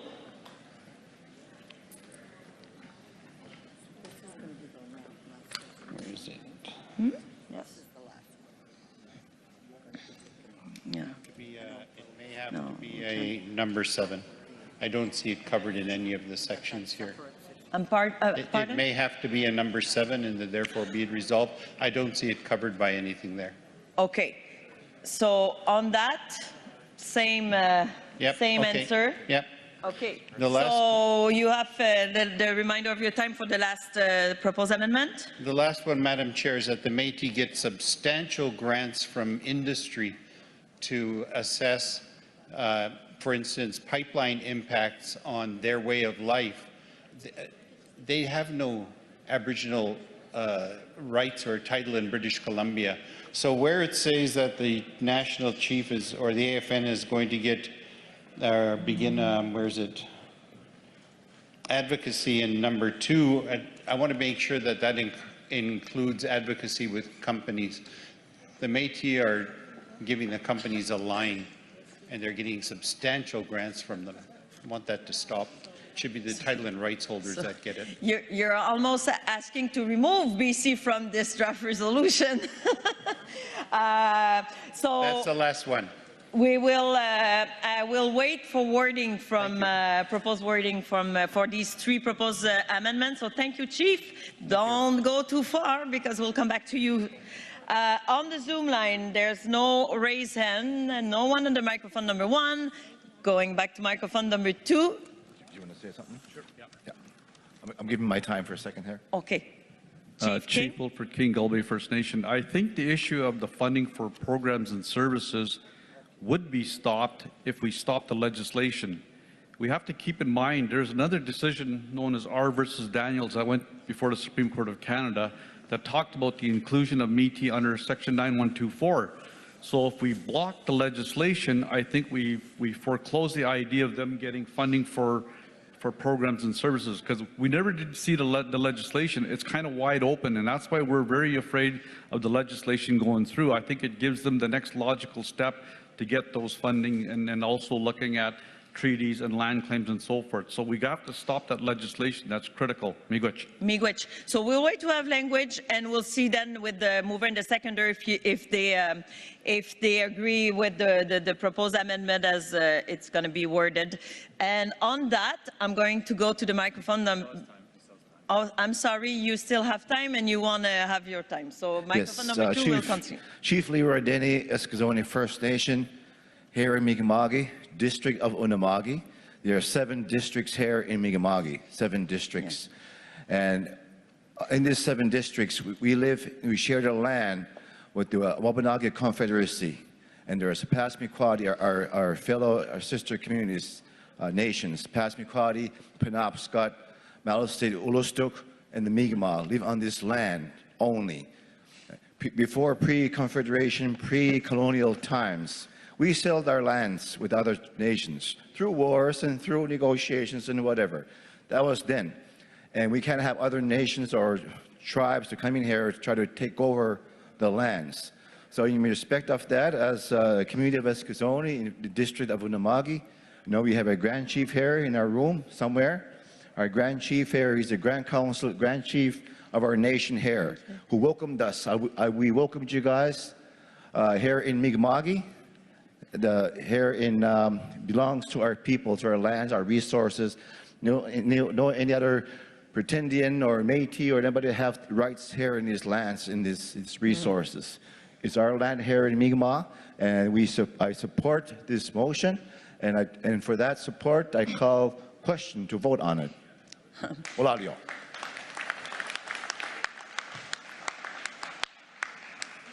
Thank you for that, Chief and Acting Regional Chief. I understand that you're kindly advising the chairs to go to the question, but we will finish what we started, but thank you for your advice. We will go to microphone number 3, please. Thank you. Regina Crowchild, proxy for Tsuut'ina Nation. We support this resolution. However, and as it's stated, they want to base it on the Ontario or BC. However, I would like to see, you know, in our treaties 1 to 11, that's part of Canada. We never ceded or surrendered our traditional lands, our ancestral or traditional lands and waters. We never did that, even though it's written in the English language.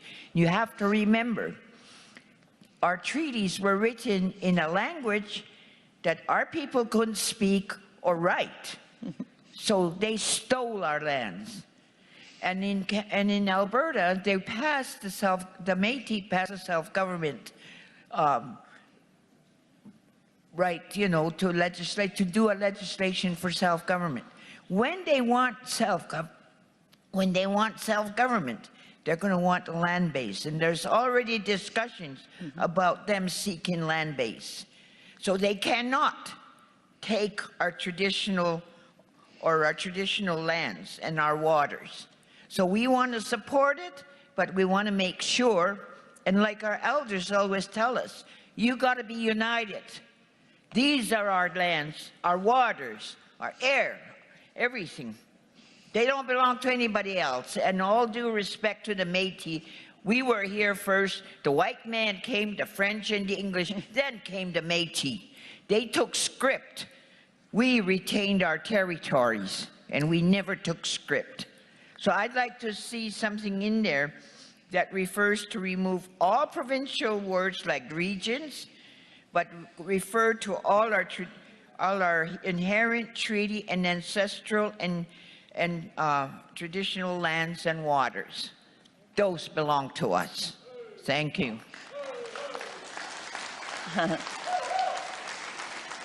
Chimigwich, proxy. So I understand that you made a comment, a very emotional comment and very well taken comment, but no amendment made on the floor.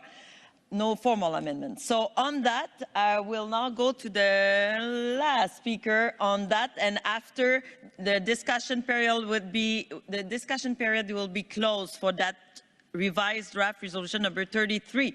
Over to you, microphone number 3, please. Byron Lewis, Chief Lee Okanagan Band, and I'd like to ask for a friendly amendment on H, and where it says prior to political efforts. I think we need to also put in there prior to political and legal efforts to prevent Métis from interfering First Nations territory.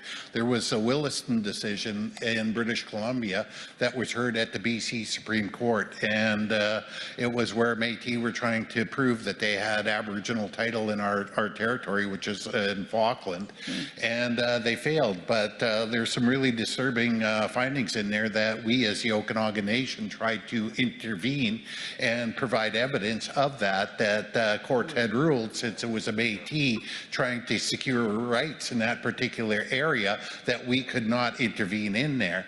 And if there's any type of additions to our information that would be provided, it would have to be at the request of the province to prove that we had existing rights in there. And you would never have the provincial government making that request, because it proves our right in those areas.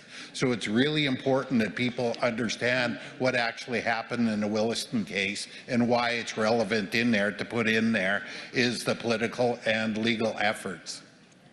Thank you, Chief Louis. I am going to ask you to please stay close the microphone. We will deal with this one because it's already been worded up on the screen. So you're proposing an amendment at whereas H, and we all see it up on the screen. So it reads as follows.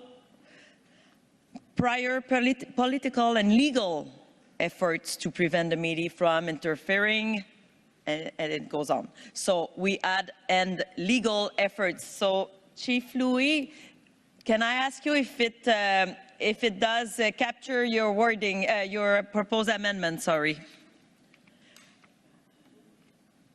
Chief Louis?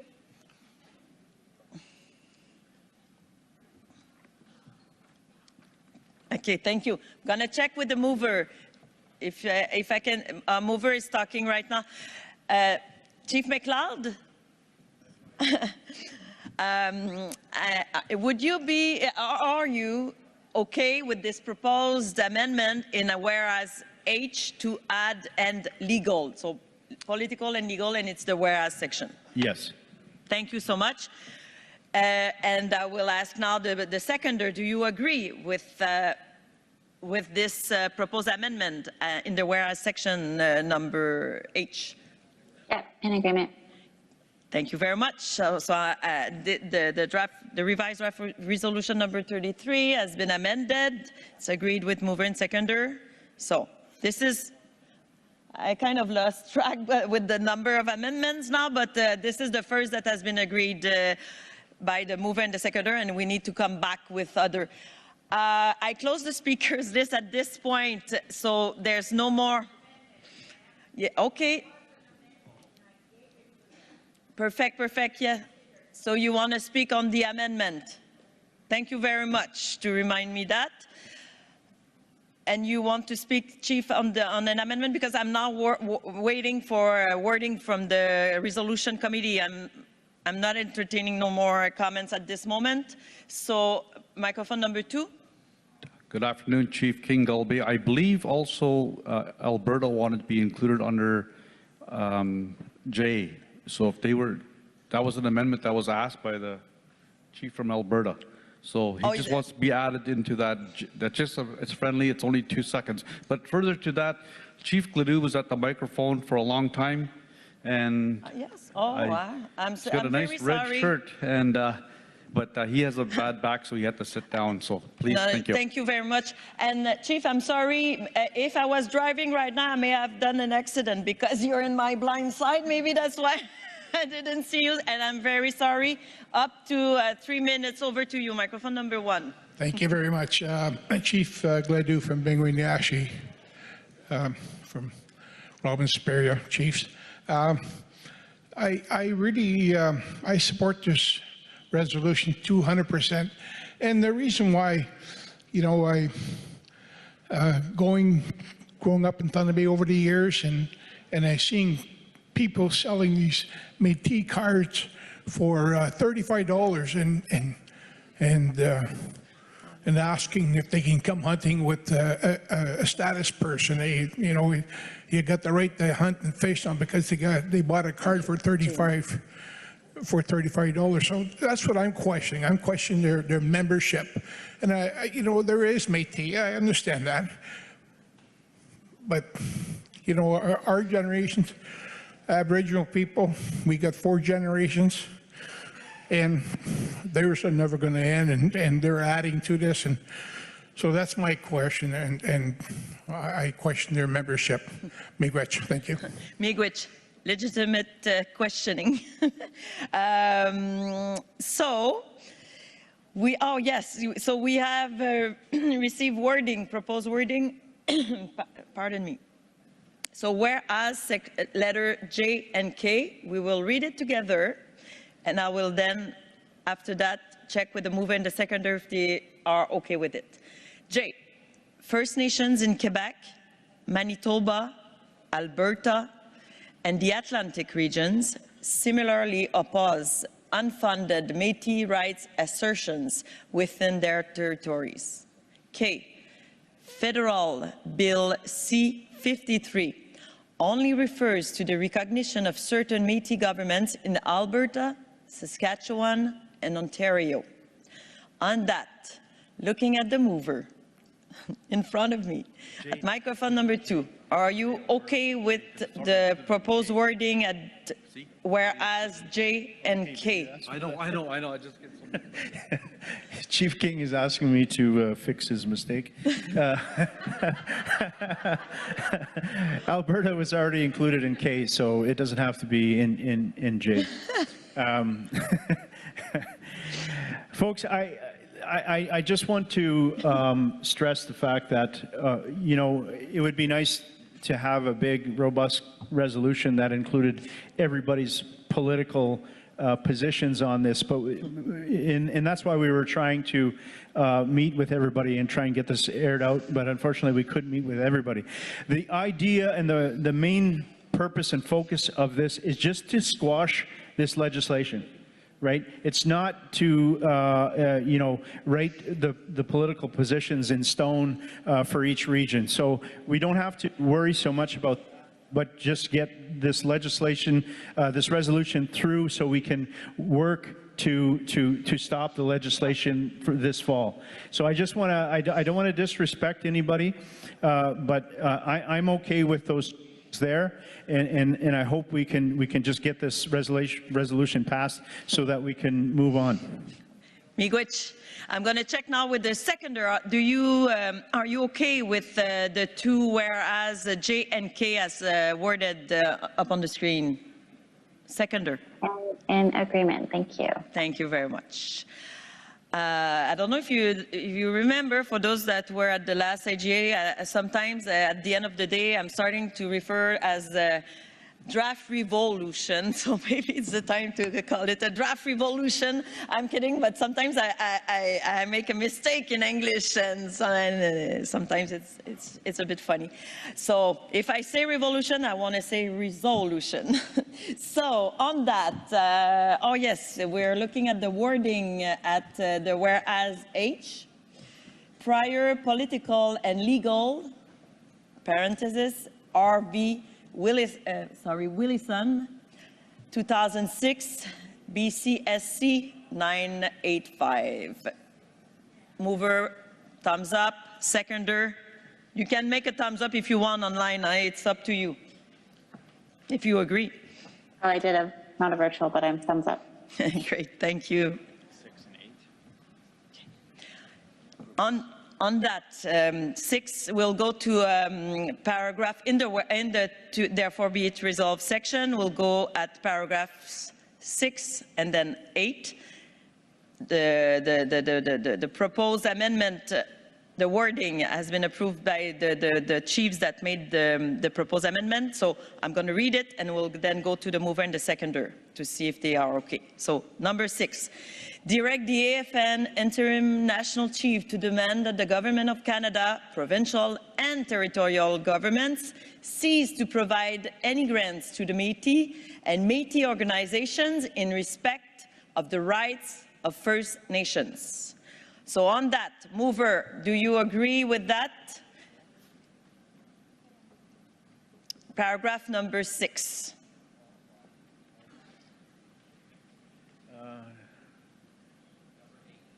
Hang on, 6. I'm on number 6 right now.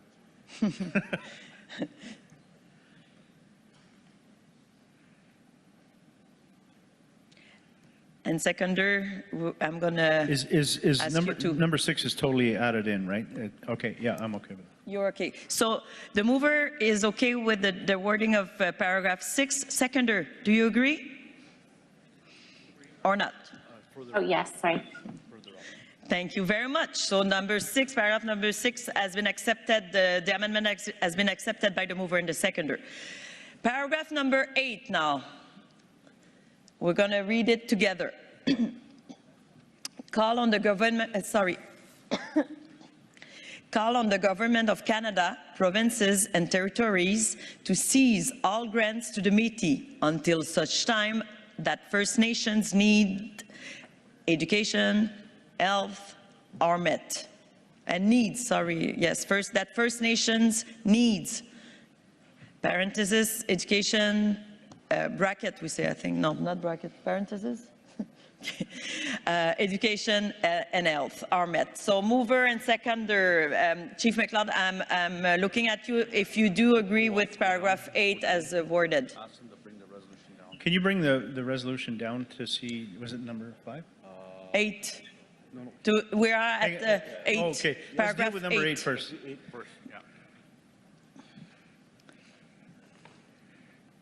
Yes. Yes. Did you want? Housing and water, can that be added in the parentheses? Okay. So in addition to education and health needs, we'll etc. add housing and water.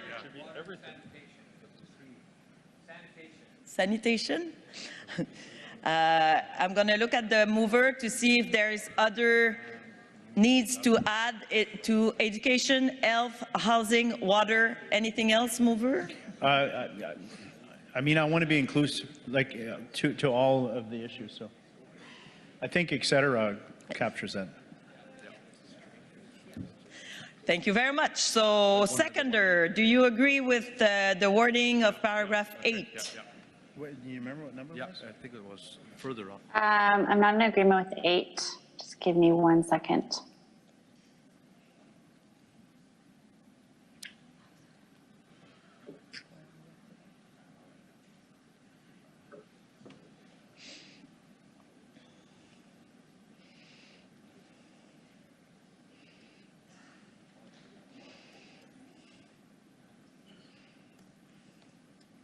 I'm not going to agree to the broad scope, so I think I'll agree to the education and housing they had, or that was education and health.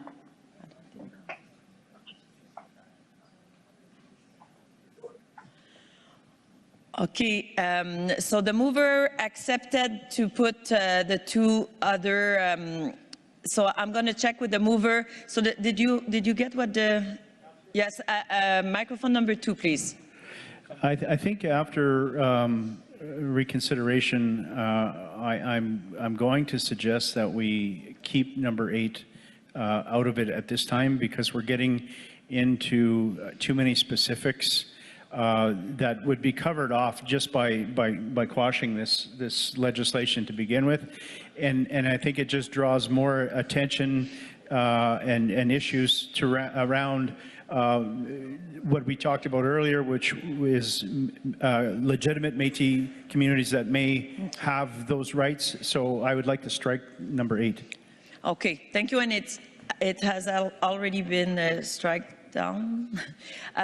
Seconder, are you okay with the comment of the mover? Just want to make sure that you're okay.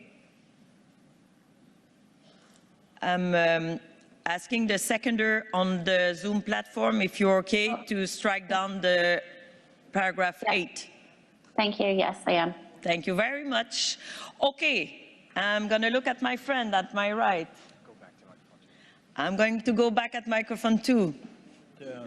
Microphone yeah, so if we can scroll, I guess it would be the other way, yeah. Scroll up. Wait a minute, where's the one on the court case, the BC court case? Go. Keep going? No, I closed. Yeah. Okay. No, was it down? Go further down. Further down? All right, up. Yeah, down now, I guess. Keep on going. Keep going. I don't see it there. There was a reference to the Daniels case. No, was it BC court case? A BC court case. Wilson? In the whereas? Go In the whereases. Yeah. H. Right there. H, yeah. Okay, and what's the issue? I just think there's an issue with the R versus Wilson, because it's a BC decision. We don't know if it's applicable to Ontario, and we don't want to have any kind of confusion. So I don't have a problem with it referencing British Columbia, but it might pose a problem if we reference Ontario in the same paragraph. Okay. So but this, I need to check with the mover. Can we just remove Ontario from that? Because that didn't apply in Ontario. Okay, so letter H of the whereas section, we strike Ontario. Okay. On that, so that you would be okay with that, mover Yes. to this? Okay, the seconder online on Zoom, are you okay with this? I think if you delete the case, because that's very specific, you can leave in the Ontario reference. The case stands, it's a reported decision, so it'll be publicly. So I think if we just take up the reference. That would be the alternative, to take the reference to the specific case. Okay, so and just prior leave political and legal. yeah, and then put Ontario back in.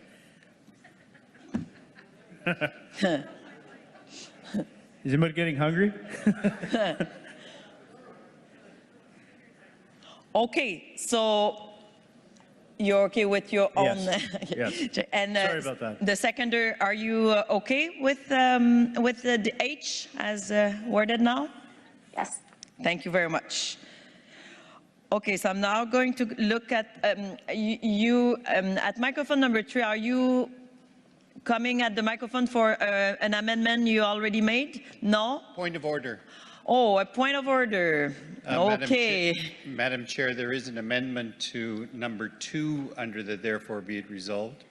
Point number 2 is a very small amendment. It includes industry. I just want to make sure that you are aware of that and that it's covered by the mover and the seconder as well.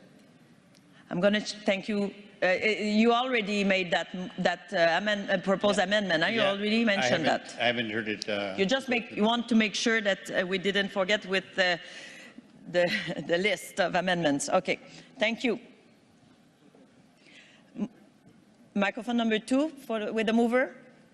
Which amendment are we speaking? Paragraph 2, and honestly,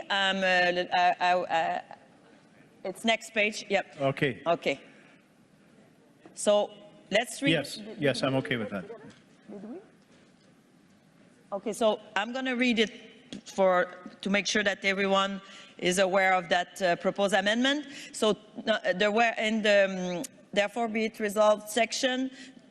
Paragraph 2, direct the AFN to seek resources immediately to support national and regional advocacy and work to examine and address the issue of unfunded Métis rights assertions and the role of the Government of Canada, provincial governments and industry in facilitating these assertions. So movers said yes, okay. Seconder, are you okay? Yes, I'm okay with it. Thank you. We will now go to whereas letter L. And you're very lucky, mover and the seconder, because we still have quorum. So big applause to all of you. Thank you for being here. Yes, it's not easy, but we'll get there pretty soon. L. First Nations inherent treaty, ancestral and traditional lands and waters existed prior to the creation of provinces and territories across the so-called Canada. Mover, thumbs up. Seconder. Thumbs up. Yes, thank you. So approved. Okay. I got a confirmation from the resolution committee that we're good, meaning that we covered all proposed amendment and discussion period has been closed. We will now call the question. Yes, but you might be in my blind, but you're in my blind after that I close the discussion period. And thank you for your collaboration on that. Yes, and sorry, but it's not a way to talk to the chair. And on that.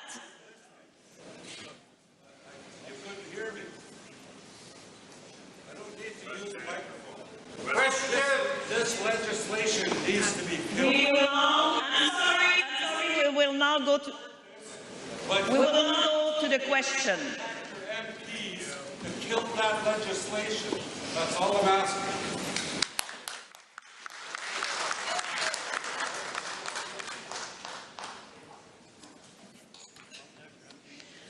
Okay. Question is called, and I'm going to open the poll on the Zoom platform. Thank you very much. Here in the room, we are now, just in case we don't know on what we are voting now, so revised and amended draft resolution number 33. Any opposition in the room? Please raise your red lanyard. If there is an opposition, I want to be in a position to see it. I don't see any opposition in the room. No opposition. Any abstentions in the room? Or abstention, OS? Any abstention? There is one abstention at my right. It's noted. Thank you very much. We will now go and I will now ask the poll to be closed on the Zoom platform. So the draft resolution as amended, number 33, is carried with consensus, and I note one abstention. Congratulations. Microphone number 2, final comment before we break. Miigwech, I just want to thank everybody, but I also want to remind you that this is happening in Ottawa this fall, and the Chiefs of Ontario and our delegation is going to be going to Parliament Hill when this resumes, and we're asking that everybody come out and show your support when they get back in session so that we can kill this bill. Thank you, Chief. Just before you leave and take off, end of day comments. Don't forget the trade show at the Conventional Hall. Pipe ceremony tomorrow, 6:30 a.m. I hope I see you there. Hey. Your regional caucus room should be at the top of your agendas. And the lobster supper and dance is at the Pavilion 23 at 6:30 p.m. Yeah, that's adjourned for the day, and we'll reconvene tomorrow morning. Thank you. At 9 a.m.